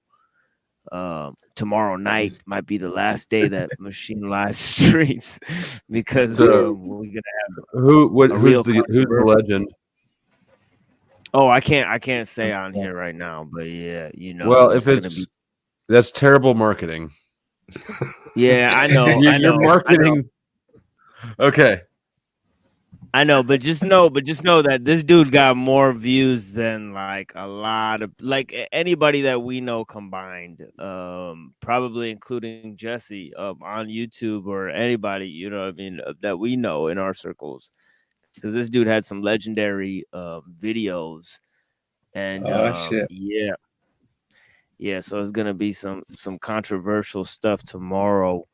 But I remember when Eric Dubé was on YouTube, he got his channel canceled. That was the earliest when I ever heard of the flat Earth dynamic, and I noticed that his videos, they did tend to touch on a lot of controversial topics. Like this dude was, I'd only clicked on a few of his videos just to see what they were about, and some of his videos, he was saying that the Illuminati and the Freemasons created like scientism, and that Newton was into all of this crazy stuff, alchemy and stuff, and he's saying that he like made up the notion of gravity, and he went into evolution. He would make videos against the concept of evolution, and I thought, whoa, this guy's not just talking about the shape of the earth. He's talking about a lot more than that, and this was the most notable guy who was talking about these topics,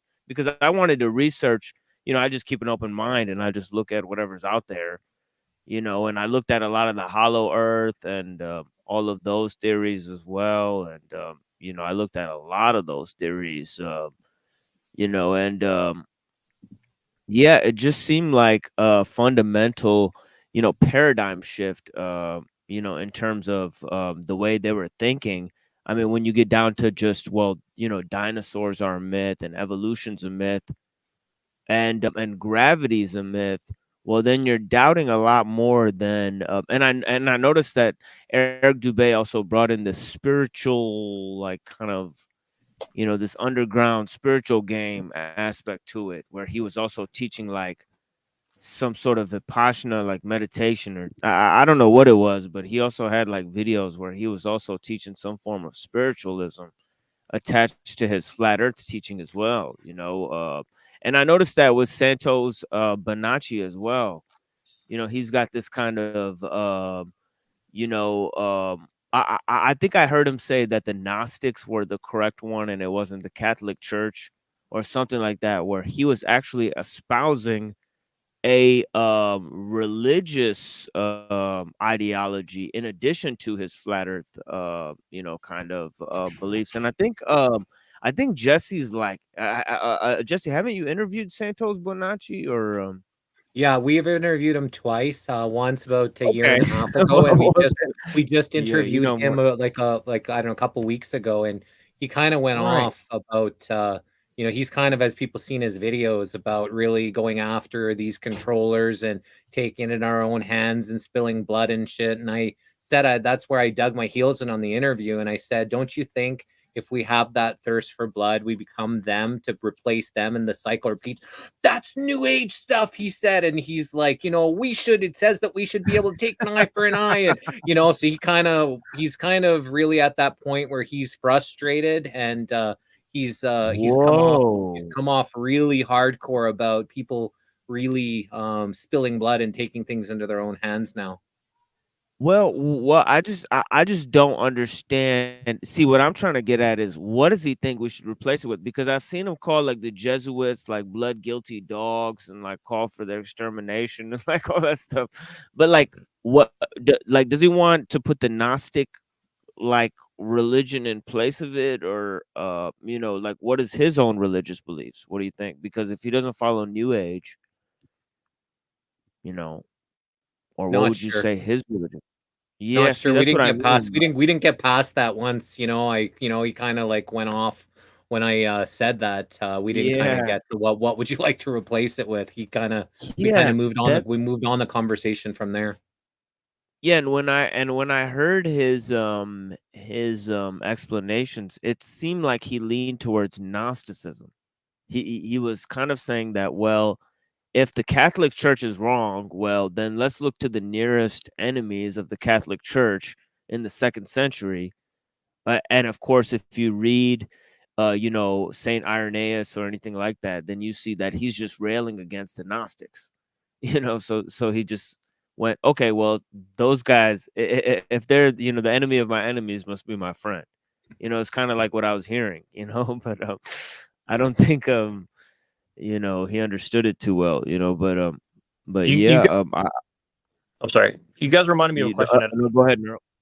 Really quick, I apologize. Do you guys remember a documentary maybe 10 plus years ago about how the Iraq War was like erasing pre-Christian religion and shit like that, and like all these I cannot find that documentary. I thought it was like Zeitgeist or something, but it's not.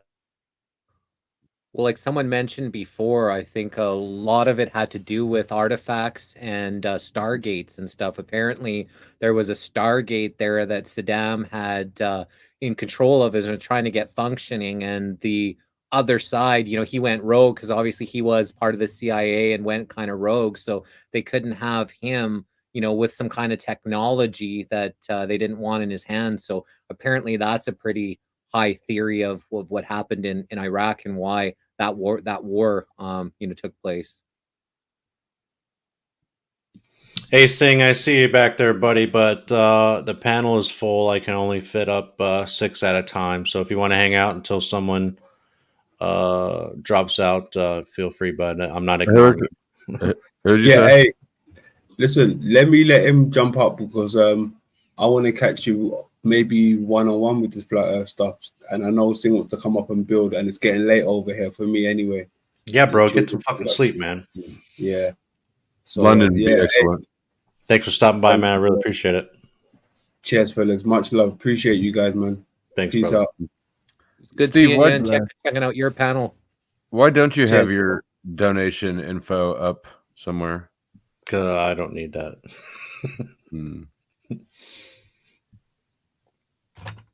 Hey, Singh. What's going on, Singh? Sorry, didn't seem been trying to get in, bud. I can't see myself up yet. I don't know if anybody could hear me. Yeah, we can hear you.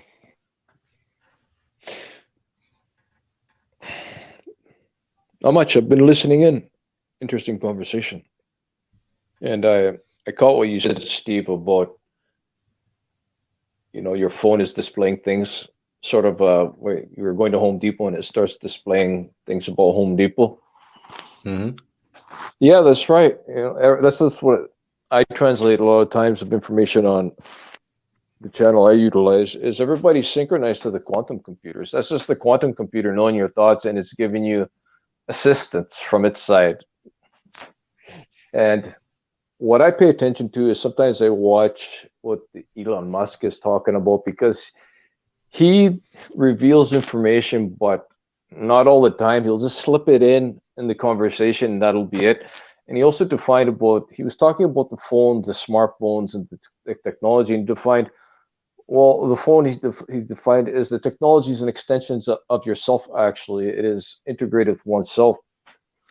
So all these technologies that we are using is actually extensions of ourselves to a great degree.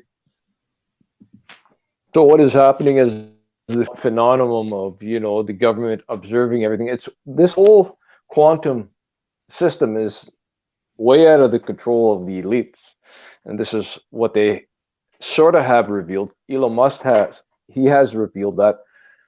So it's a matter of realizing we always have been part of all this technology because we are actually in our thought projections and experiencing this reality existence.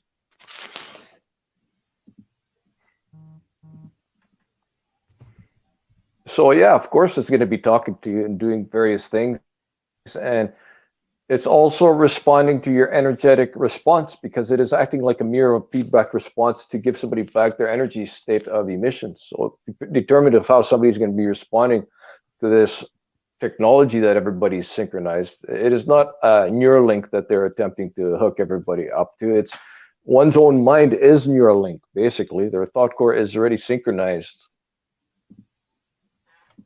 So I just wanted to throw that in. There was another subject that was brought, but about the Stargate. Maybe he did have one, maybe he didn't. I don't know, but it's interesting you brought that up about the Stargate.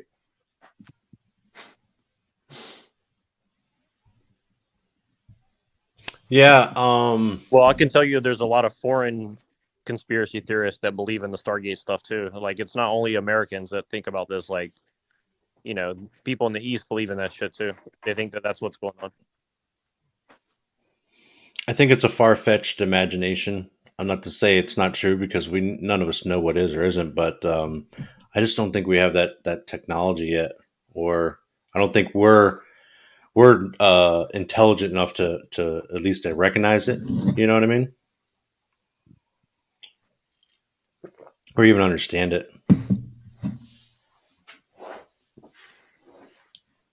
Do you see some of the civilization, some of the buildings, some of the electric stuff from the 1800s? They created these massive buildings with buggies and horses and hammers and chisels. Some of that doesn't even make any sense, and they're showing them on electric cars, electric scooters, and then that technology, the Tartarian mud flood, somehow it's all been suppressed, erased, and then all these buildings, they don't make sense when they've been built. So some things doesn't add up, and of what our history actually is. Exactly, because some of the technologies used to carve some of those stones in certain structures had to be like laser carving technology that supposedly didn't exist then. Well, talking about technology, I was kicking around the idea. So next Friday's show, hopefully we don't have the ridiculous viewer count that we do tonight to kind of make my mind a little scatterbrained. But I'm going to be talking about the pyramids, how they were built, kind of it maybe a multi-part because that's kind of my next direction That going should be to. interesting. Yeah, I've seen some new information about, just how these blocks were cut, precisely how far they've been moved. And it just really seems like either it took them a ridiculous amount of time to do that, or it was done, very quickly with, out of this world type technology. So if that's the case, out of this world technology, then the Stargate, theory is more and more plausible. And I've even talked to this one Mhm. guy. He thinks that, there's guys out there that have like normal, maybe insurance jobs. They kiss their wife goodbye. They go to the office building, go to a secret floor. They're shot off to like Mars or whatever. And, they kind of do the hours out there, come back, and they're actually doing exploration. They think that that technology is that far ahead. And we only know about it maybe 50, 80, 100 years behind what actually is out there. So lots of people have different theories. Whether that's true or not, this person truly believes that this is the case. Well, it's not a manifestation, right? We just manifest, creativity. We manifest these ideas. That's how these movies are created, and then we run with it. You know what I mean? For some of us, I was old enough to say that I went and saw E.T. in the theater as a kid when it first came out, like, opening weekend. I remember crying like a little baby, because E.T. went home. So, things like that, drive, can drive and can be in your mind. I mean, like I said, that was over 40 years ago. You know what I mean? So it's just one of those things where, you know, we love the idea of these writers and these directors who can make these movies and make these ideas come to actual visualization. Where I go back to the flat Earth model, there really isn't one.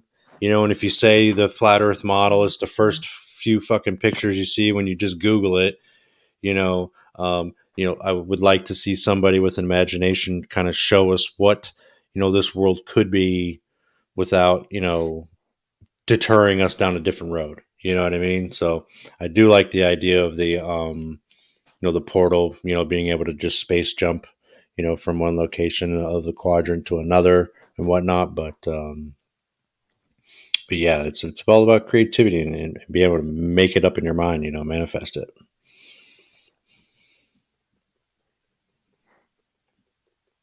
A lot of the times, though, Steve, in the movies, they're revealing information about things that actually exist, probably not to the degree of accuracy that in reality that the devices may exist, but a lot of the times in even older movies, a lot of the technology has been brought out in the future that they are showing in the movies as fantasy.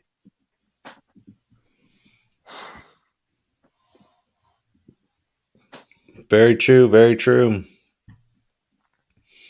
I like fantasy. You know what I mean? To me, this is fantasy.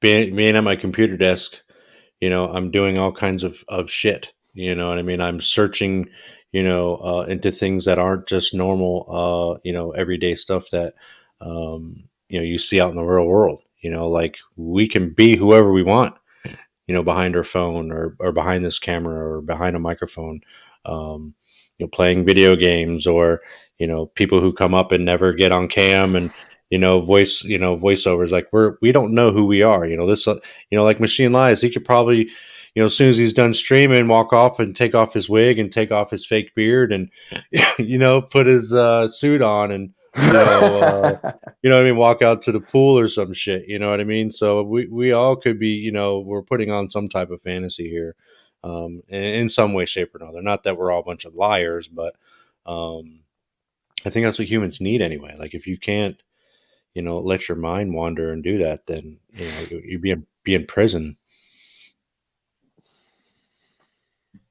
True. So much distraction. So the world, so much the world, division. the world is a stage. We're the actors and also could be the directors if we so choose.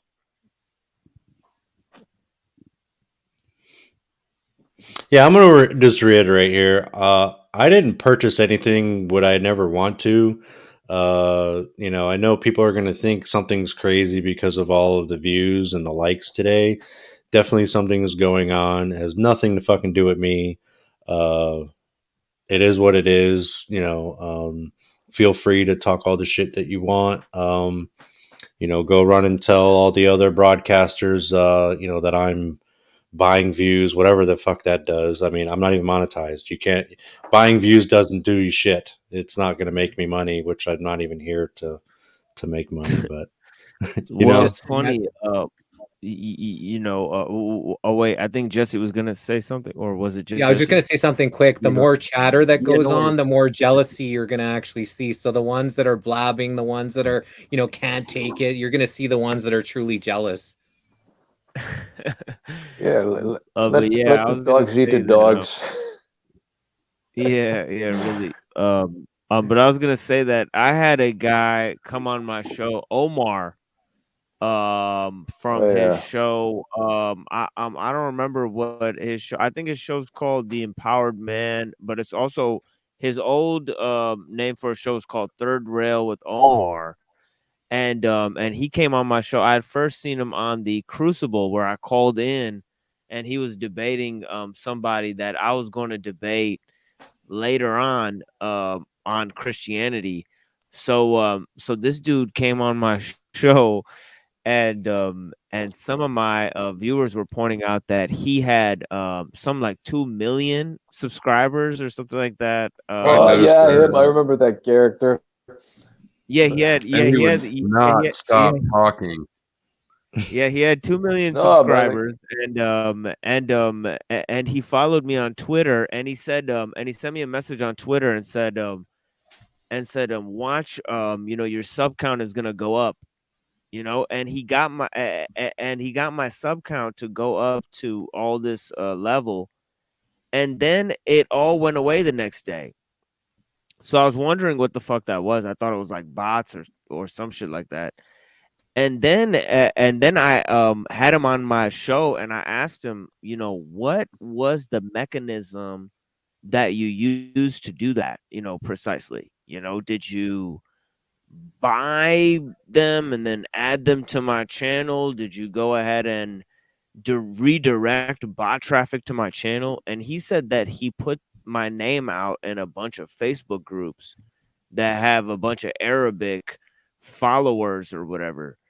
So I don't even know, Arabic because like, yeah, so I don't know hackers. if like they're yeah, yeah, I don't know if they're like some bot farms like overseas or some shit that like they're running or something. But it's pretty like Guaranteed. it's obvious to me that like these numbers are not real. These numbers are completely rigged. Everywhere you go, the numbers are rigged. They have to be, because the algorithms that are controlling like whatever it is. I mean, look at Jesse, the type of interviews he does, and he'll have variable audiences. I remember the other day when you had the Druid lady in there.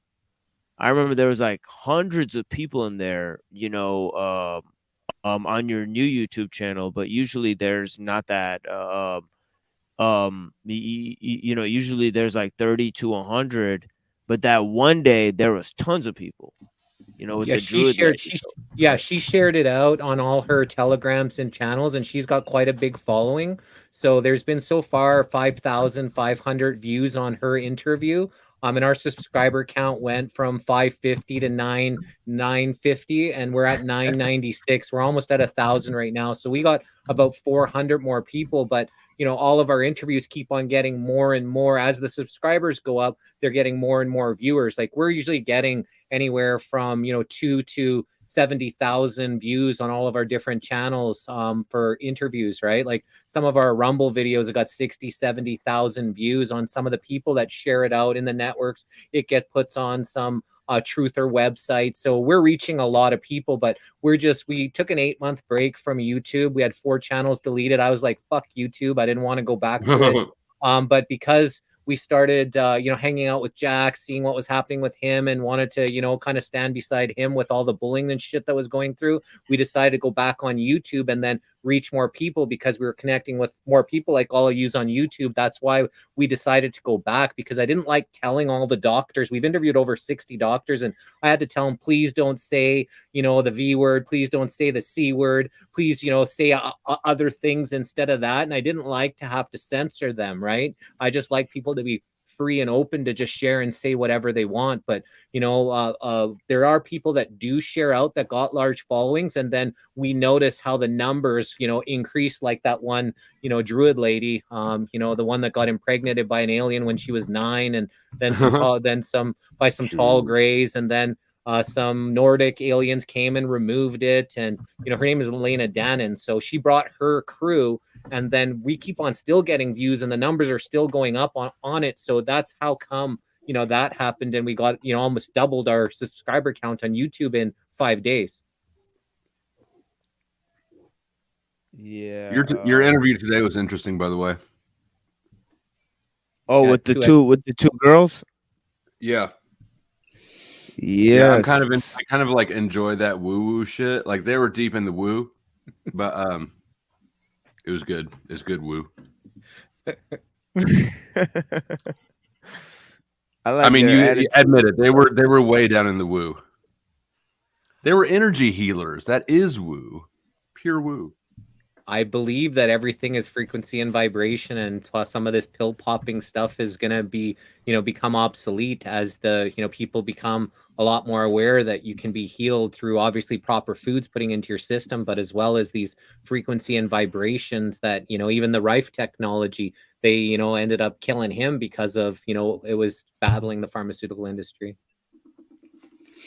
Yeah, Well, when this show first started, real quick, I was playing this video, and Jen just said, when I was playing it, the numbers, they went from, 10 to 15 to 20 to 30 to 60 to 100 to 90, like 400, like it was nuts, man. Like just. Oh, okay. So I was something playing to do with this video. Yeah. Let's see if you guys, I'll show you the link. You can all play it on your streams. You know what I mean? But no, yeah, I was playing this video in the beginning, and I wasn't paying attention to shit because normally the numbers, 20, 30, 40, 50, 60. And then all of a sudden, like it was at 100. Like, holy shit, where the fuck are these people coming from? But yeah, it looks like I think it's finally over with. No. Did you ever think that somebody did it to take the heat off themselves? I had that thought. Who would do that? I don't know. That just popped in my head for some reason. And then next thing you know, hey, dumbasses down there, like, the optics are high. Yeah. I don't know. It doesn't make any sense. It'd be nice to maybe I should check my email and be like, hey, by the way, we fucking hooked you up tonight because, whatever. But I mean, there's not a lot of subscribers. I think I got like 6 subscribers out of, I think at one point there was 800 people watching, or at least 800 viewers. I won't say I people. seen 801. Yeah, that's what you said earlier. Yeah. I don't know.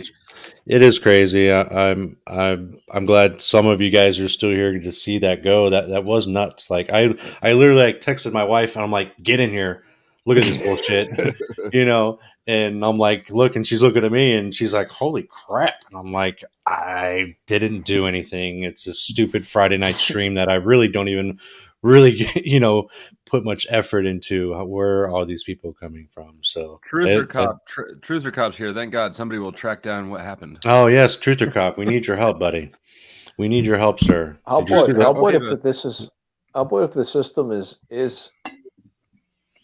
an algorithm to the AI? If you play certain videos, you get a certain amount of subscribers, and it's just playing these certain videos that's going to give you the algorithm and the bot subscribers. That'd be pretty cool, actually, wouldn't it? It almost made sense when Jen said it because it was typical. I do my, hey everybody, it's Friday, let's have a good time, and this is what we're going to talk about, and all of a sudden the numbers were just crazy, and then they stayed crazy for 2 hours. So I don't know. Yeah. It's even 126 is crazy. Like it should be 26. You know what I mean? And then you look at the likes. They're 467 likes is what I'm seeing now. Like where the hell do you get 467 likes from? So well, it was higher than that on the likes. It dropped. Truther Cop, have we done an investigation into homemade stamps? Where are we at on that? And can you use them at the post office? Yeah. Yeah. Snafu couldn't, and props to Snafu for that excellent, brave attempt to try a homemade stamp, which is something that I haven't seen out of its proponent, but I don't think he used the right crayon. Oh, that's it. Yep. But it shows when people do share these out with these large Yeah, followings. see, look, it's at 241 now. It just jumped up 100 viewers. Yeah, when people Wow. do share this out with these large followings and they have these, 50, 60, 80, 100,000, the numbers do go up. So that is a valid, explanation with some of these people saying that's coming from, because when we had Gene Decode, we had 940 live viewers and it's got, I think, 70,000 views on that interview on the different platforms. SG Anon, we were up to 800 live viewers shared out into their, few sites or whatever. And, that one's at, I don't know, what, 30 or 40,000 views. So it's possible, that somebody has to do with these flat earthers shared this out, and you just got, because they keep on going to their websites or whatever their pages and seeing, hey, check this out, and why they keep coming in. But they started going back up when you played this video again, Steve. No, it was the video of the craters. See, look, not there's up to 400. Yeah, 361. I see. 424. Yeah. Well, hey there, 420 400 if you got viewers. it. I could use your subscription, so go ahead and hit that subscribe, like button, and share. Show us you're not bot. Show us you you're not a know, bot. Hit the subscribe button. Well, that's the They whole did thing. hit they did. There's a lot of ones that came back when I gave them the old sniff test. Yeah, but they were doing a I don't lot know of how numbers bots too. work. So yeah, I don't have anything to do with this, guys. Anybody who, yeah, go ahead, bud. I just thought of something. Okay, if this is a sentient symbiotic system trying to give you more numbers, maybe you just need to give permissions to the bots to subscribe. Oh, that could be it. Maybe they're not allowed. Well, so when I started the stream, I was at 229, and then it went down. Actually, I lost subscribers. It went down to like 227, and now I'm at 236 subscribers, and that is just from tonight. So it's interesting to see, almost 600. It went up like Chuck said. It went up to see. There was another 100. Damn. I don't under it. It's kind of. I'm trying to make sense of it, and I should just stop. There's not going to be. You're not going to make no sense of it. Yeah, it's not going to make any sense. So let's try this. Let's try something. Hey, it could make sense. Your phone was speaking to you about Home Depot. Now this is happening. Yeah. Okay, Flo, I clicked up here. What do you want?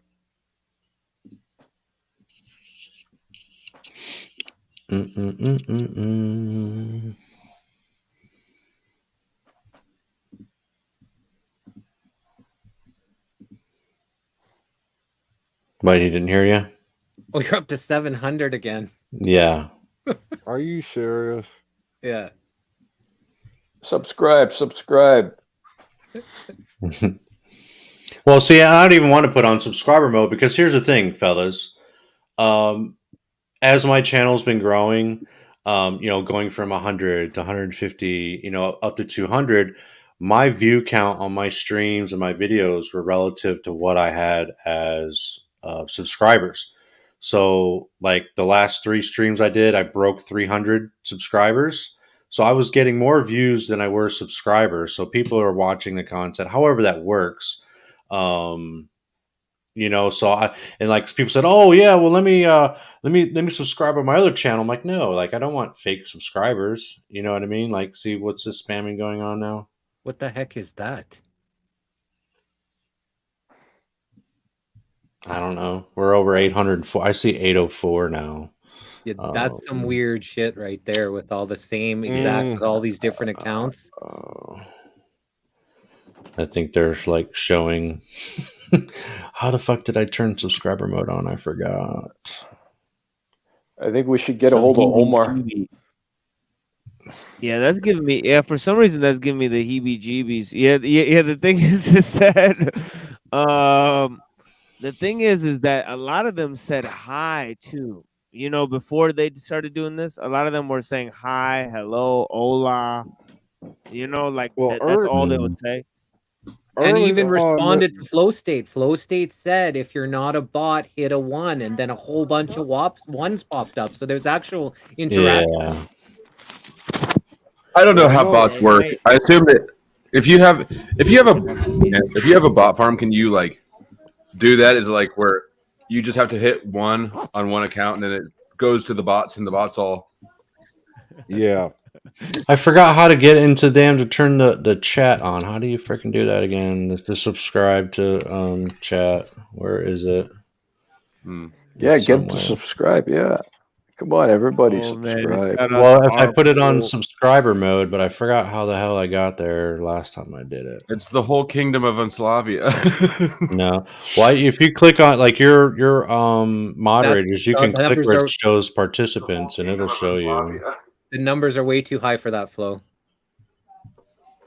I don't know what the number. Oh yeah, no. His live views don't touch that, but the new subscribers. Where in the hell did I get? I feel stupid right now. Where is it? How did I turn that on? It's simple. Damn, somebody. Where is that? I think that's what I'm missing. The little gearbox. If you control a botnet, it will do whatever you order it to. How do I get one of these botnets? Right. Like it's like having an army of digital people. No, it Get would Omar on your make channel. sense that like somebody would like that it's bots, but I don't know if bots can coordinate like that. I think it would make sense that somebody's watching the channel and they're telling people to put that in the chat so they can watch us react to it in live time and make fun of us or some shit. Yeah, You know, right. that might be on Look at these dummies. like Copy because that and would make paste a lot of this. sense. Yeah, you know. Right.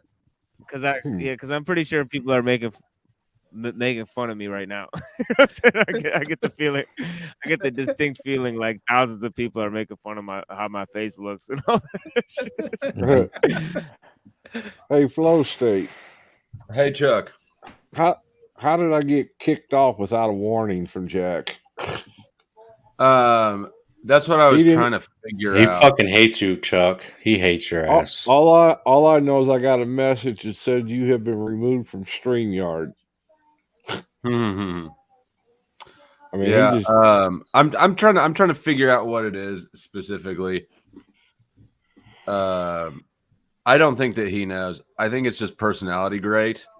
You notice the bullshit, and you like when I call him on bullshit, I put sugar in the medicine, and then I let go of it if it's not moving. well, I don't tend to. I go straight for the truth. All right, I'm not telling you you're doing anything wrong. I'm just telling you what I think it is. Like, I think it's just a personality thing, right? Like, I would want you to tell me the truth like that, like you do, right? But not everybody's the same way as me. But that was just a question I asked him, and he was as soon as I popped up there, I could tell he was agitated at me. I'm sort of just out of curiosity, why do you go there? I think that if Jack treated me like, or if somebody treated me like Jack treats you, I'd be like, fuck your gay ass panel. Well, number one, I went there to see what he was about, and then I stuck around to try to understand him. Bam! Figured it out. Is what I was exactly trying to do. But he told me not to come back no more, so piss on him. So what was the question you asked him? So it wasn't unreasonable. It wasn't unreasonable, Chuck. Like you came in a nice attitude, and right away, as soon as you started to speak, I could see he just was agitated. Didn't really matter what you said. I asked him for, instead of going to the top, I tried to start at the bottom. I said, what would we do with all these people that are committing these stealing from the stores like they are right now? You know, the thousands of dollars of merchandise. Is all I asked him for a solution. And before I could say anything else, he went off. So, I mean, you guys have heard me, like, and Sarah as well, go into our little personality type psychobabble. If I've guessed his type right, and if I've guessed your type right, you two would have a relationship called the conflictor relationship, which is the worst one. There's 16 types, and one of those is the one that you get along with the worst. I think you two are probably conflictors. Well, I just assumed since he went through the 12 steps, and I've been through the 12 steps. I went through 4. I think he missed some along the way. Because I don't know. Going through the 12 steps and going to 12 steps are different things. Are you sure you guys both went through them? Because I've been to 12-step meetings, and I've only been through like 4 of them. Oh, I went through all 12. Jack is what we call a two-stepper. He did step 1 and step 12. He might have went through the Mandela affected 12 step. That's why it might have happened. Messed him up. No, I talked to Margot because she was going the same time he was. And she said as soon as the booze got out of his system, he went to the spiritual deep end and thought he was better than everybody else all of a sudden. And he didn't need them anymore, is what Margot told me. Why? I'm just curious. Since you talked to Margot a bit, what is her interest in following him around? Because I'll be right back. She used to live in the same town, and they sobered up at the same time. And that was when Jack was in all of his crap, when he got in all that trouble and stuff. Mm-hmm. So she knows the whole story of him. But why is she still around though? Because like I went to rehab twice, and I might still keep in touch with one of them, I think. Well, I know he kept trying to contact her on Facebook or something because he was trying to find allies.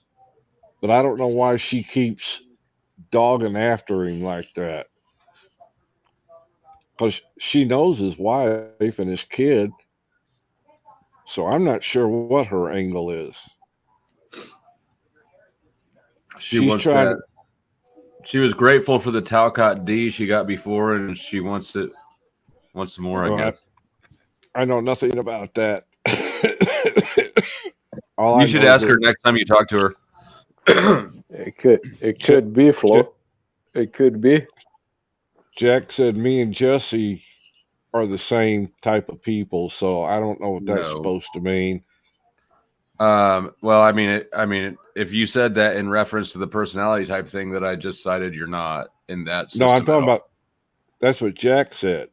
Yeah. When you said Jesse was the most lovable guy, I said he's a sweetheart. Jesse is a sweetheart. He's got the high vibe love tribe. All I know is that I once walked into a country bar really drunk, and I learned to do the 2-step. So that's my, experience with the 2-step that you were talking about. And see, I try to go just straight to the 13th step. Oh boy, that'll get you every time. Every time that'll get you. You stuck around long enough to know what the 13th step was in. Yeah, well, I didn't have a choice. Oh, was you court mandated? Uh-huh. Oh. At least I wasn't. Maybe that's why it worked. I don't know. Yeah. Well, no, I was open to it. I do think even though it was court mandated, I got I gained a lot of beneficial things from rehab. Yeah. But one of them was not the program. It never, the 12-step thing. Well, I don't know. It just didn't do it for me. What I found out about that, a lot of it depends on the group you end up going to, because there's some really good ones and there's some really bad ones. I had an issue with it philosophically, because it seemed like a lot, especially a lot of the ones that would like come to the rehabs and stuff. These were people who were religious about their 12-step program, and they went to like 3 meetings a day every day, and it's like, well, fuck, your life is still revolving around drugs and alcohol. You're just not high. Yeah, Just Jack reminds. Go ahead, Jesse. Well, I just wanted to shout out. So there's 750 people here. He turned on the comments off for non-subscribers. So if you'd like to be part of the chat, you'd like to get your comments posted up so we could all see them, then just hit the subscribe button and then your comments will be registered. How many people is registering that, that's a good that are strategy. viewing it? Oh, Steve's not here at the moment. He Yeah, he took a out, break, I so think. he's at 235 subscribers, and there's 731 in viewing right now. So all those comments were coming from people that weren't subscribed. So if you want to continue commenting, just hit the subscribe button. Otherwise, we're just gonna know that you're all just bots somehow. It came even though you were able to put ones. Hit the subscribe button and help him out. He's only got 235 subscribers. Like, come on, the least you can do is hit the subscribe button. I know So that would these last viewers batch. be visible on live chat? Like right here, I'm viewing my phone. All I'm seeing is 29 people here on live chat. That's because he took off anybody that can't chat who's not a subscriber. So there's actually 29 subscribers here in the chat. So the other 737 people that are watching it cannot comment, so they can't be in the live chat because they're not subscribed. All right. Okay, that's what's happening. Okay. And I noticed a lot of Arabic writing on that last batch of names that came through.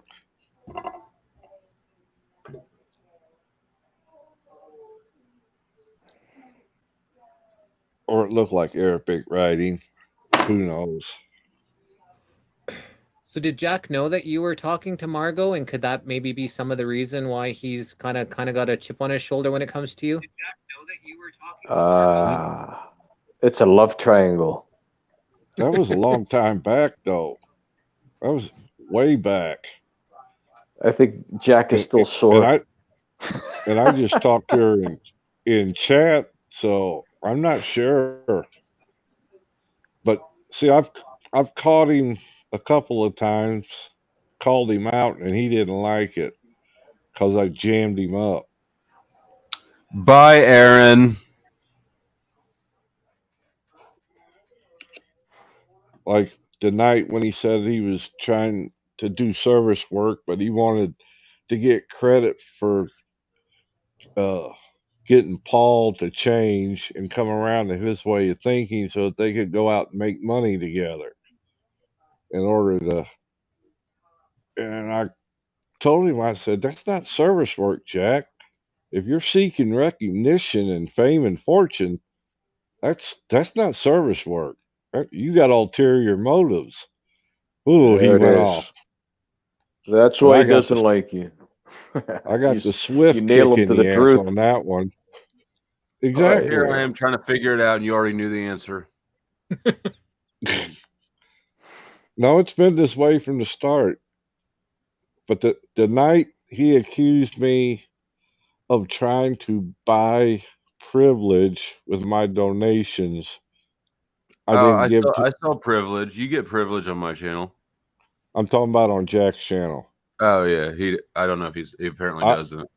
I quit giving to him when he accused me of that because I saw a man in need, so I was just giving to him. Why would you shoot yourself in the foot like that? I don't know. Maybe I'm glutton for punishment. I thought maybe. Well, I mean, you are a glutton for punishment, but I meant him. Obviously, showing up when you know that you're going to get you treated. are a glutton for punishment, but I meant him. Whoa. Obviously, showing up when you know that you're going to get treated. You're killing us on your own stream. Whoa. That's me, actually. Obviously, showing up when you know.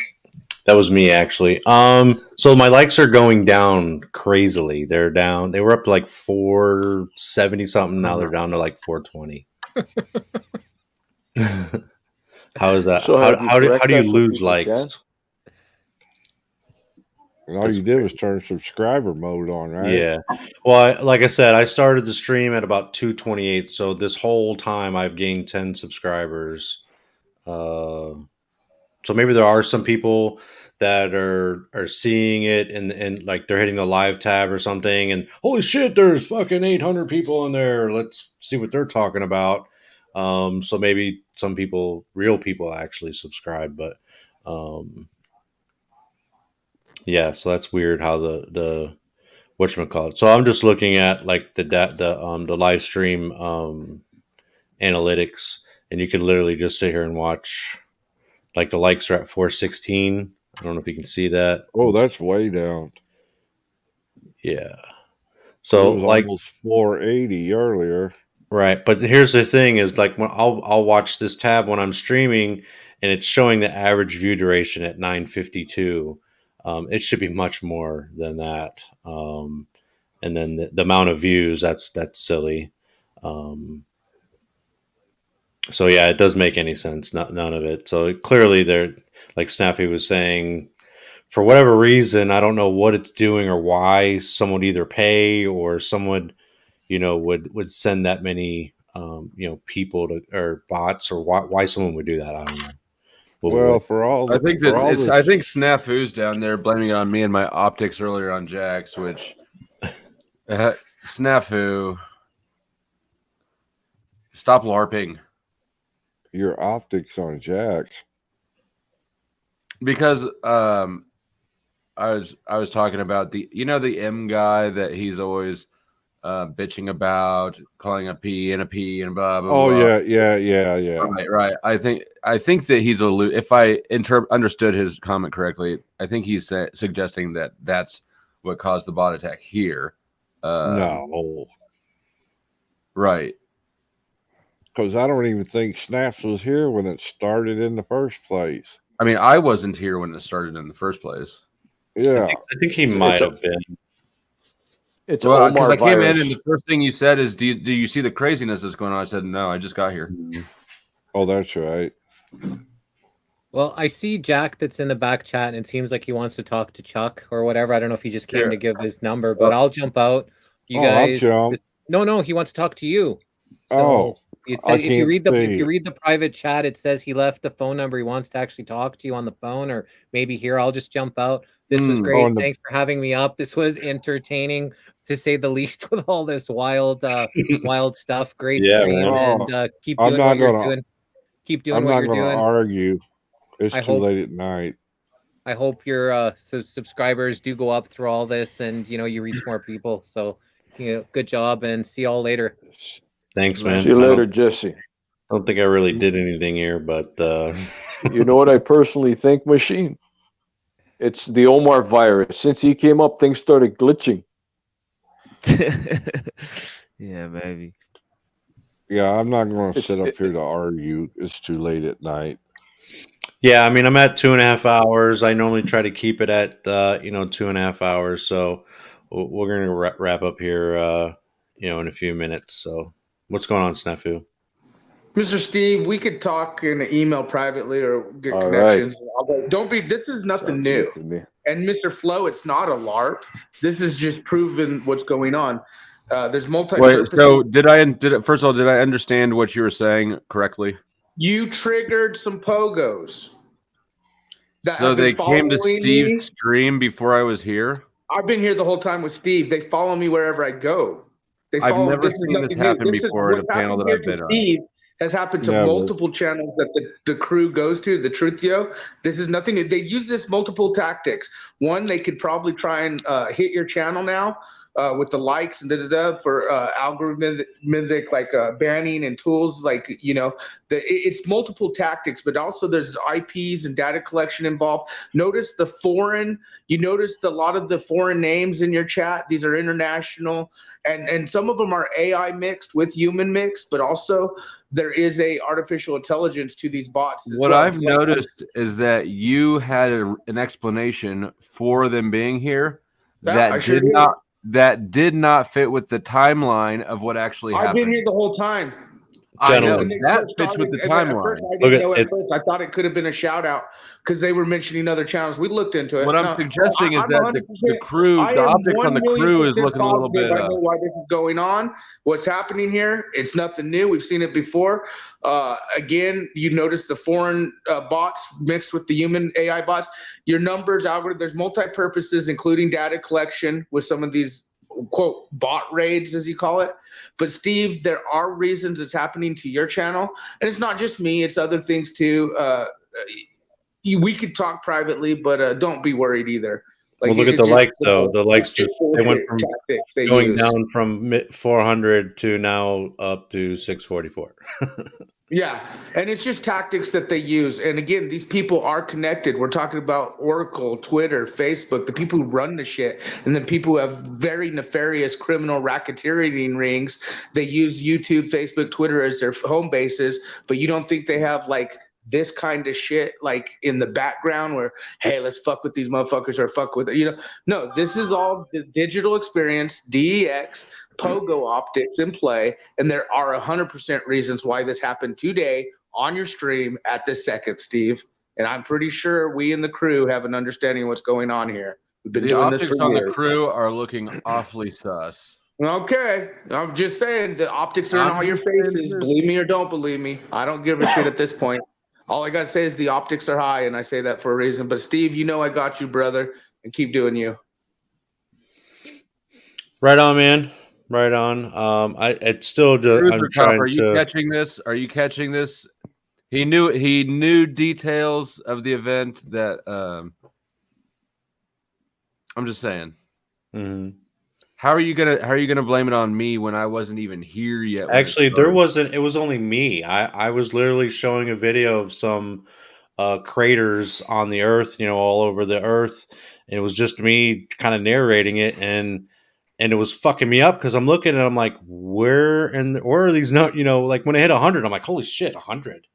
And then it went over, and then it was 200, 300, 400, 500, and it just kept going and going. And it's like, what the fuck am I missing? Yeah. You know what I mean? I'm a nobody. The Flow State crew, the Wolf crew we're looking into it, Snafu. So my crew is looking into your crew. Your crew going to catch fade if you're doing shit like this. Mm-hmm.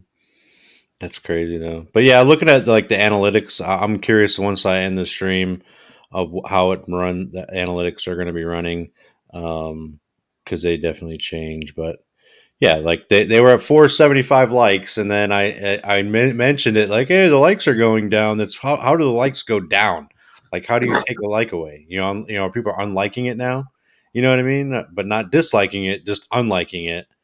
It was that happen, and then all of a sudden it almost doubles. What? It's fucking weird. Like, I haven't checked the subscribers. It was at 238, and we are at 239. So one more subscriber, and that might have been Tarek. He tried coming into the chat, but then he left. Like, why would Tarek even want to fucking come here? Like, what could you possibly have to fucking say to me? Tarek is such a sweetie. You know what I mean? Like, what could you possibly have to fucking say here? So, well, anyway, guys, definitely crazy stream. It definitely,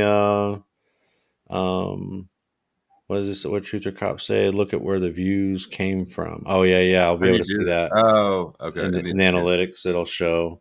It's going to be crazy analytics. Because I've actually, like I was saying before with my stream, like I can watch, and I was, seeing how many views, where they're coming from, male, female, where, what countries they were coming from, which, the number, the range was small. I have no subscribers. You know what I mean? Like, I don't advertise that I'm doing the show. You know what I mean? Other than what our normal panel communities that we go to. So it's definitely, it's definitely interesting. So I'm curious in the next few days how those analytics will. Actually, I just joined Discord, but I joined Machine Live's Discord, and I haven't used Discord in years, so I'm kind of like, I actually haven't even gone into it, so I don't have a Discord channel or anything. Just I've only subscribed to Machine Live's Discord. I don't even know any other Discord channels to go to, honestly. The Machine Loves.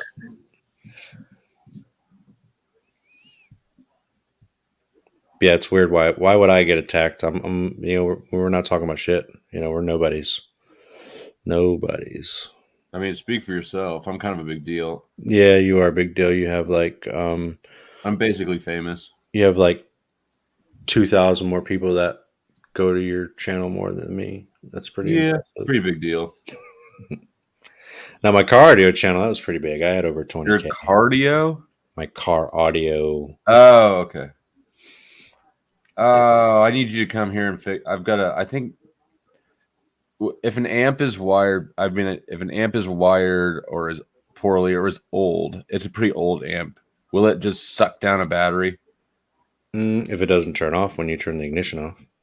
I think it does. But so when you turn your ignition off, go to where your amp is, and if you see any lights on it and they don't shut off, then yeah, it will kill your battery.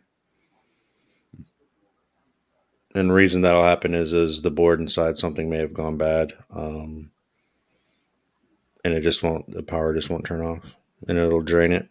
So it's not my primary vehicle though, so I don't drive it much. So it was sitting there for a minute, but it's a new battery, so it shouldn't be dying that fast. Probably is the amp. I mean, that is the weakest link. It's the oldest thing in there for sure.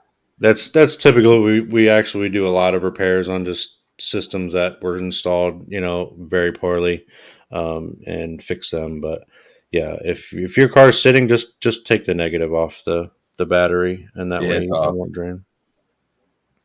Take off the ground, and you'll be good. All right. Well, I'll let you go. Thanks for having me up. To the massive audience, later. The optics are gay. TML, man. Well, I appreciate you being able to witness the craziness. I guess I'll go through the same shit that you got accused of buying subs or whatever. Man, it was crazy. Definitely crazy. But I guess it's just part of the strange territory. It's like playing Russian roulette or whatever with these fucking panels and shit. And definitely I've attracted some strange people to my panel. I noticed that me and Flow State's panel have attracted strange people to them. I think it's just because we're different types of people, and you have your own type of energy. I mean, I'm sure that everybody will be trolled or bot attacked or whatever at some point. It's just part of the territory of what goes around, the normal tactics. And I do notice that the people that are a lot older or they've been the channels that are a lot older or have a lot more subscribers built up, they're generally aware of these tactics. You see some of these older or bigger channels, they generally know, like, certain of those things are going to happen. But about the topic today, because I know you got to get out of here, there's on what I was saying earlier about the models and the theories, you were asking kind of what's the biggest aspect of this whole flat earth or this science thing that could make it false or right. And I think what it really is the philosophy of science, because you could have a philosophy of science and it looks at I guess what is knowledge or what is empiricism, or the general flaws with empiricism or the way we gain knowledge in the world. And ultimately it comes back to the problem of mind and how we perceive what's in the world. And then really on the other end, you have the science of philosophy. So you can apply science to philosophy, meaning you could learn how to do philosophy. So you could do philosophy as a method.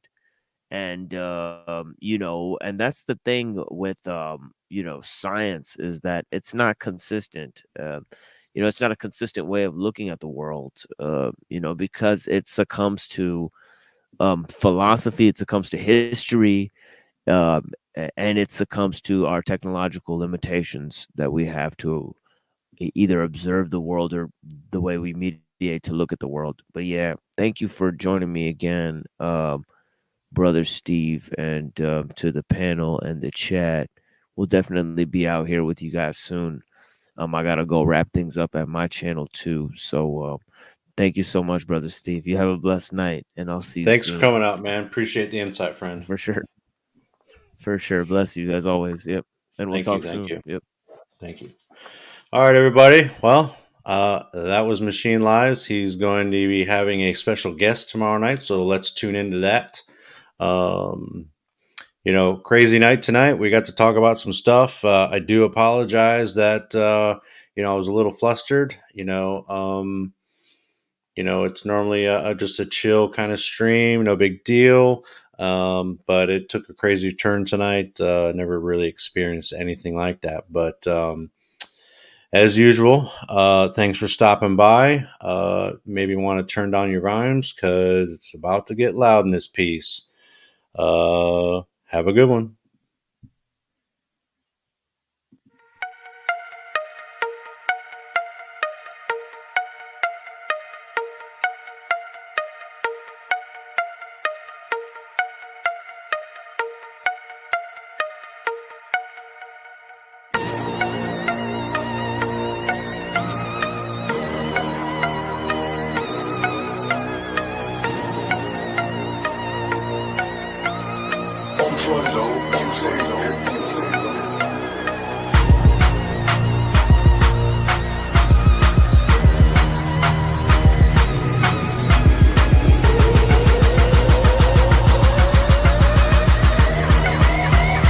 Drop that bitch on her head like bang.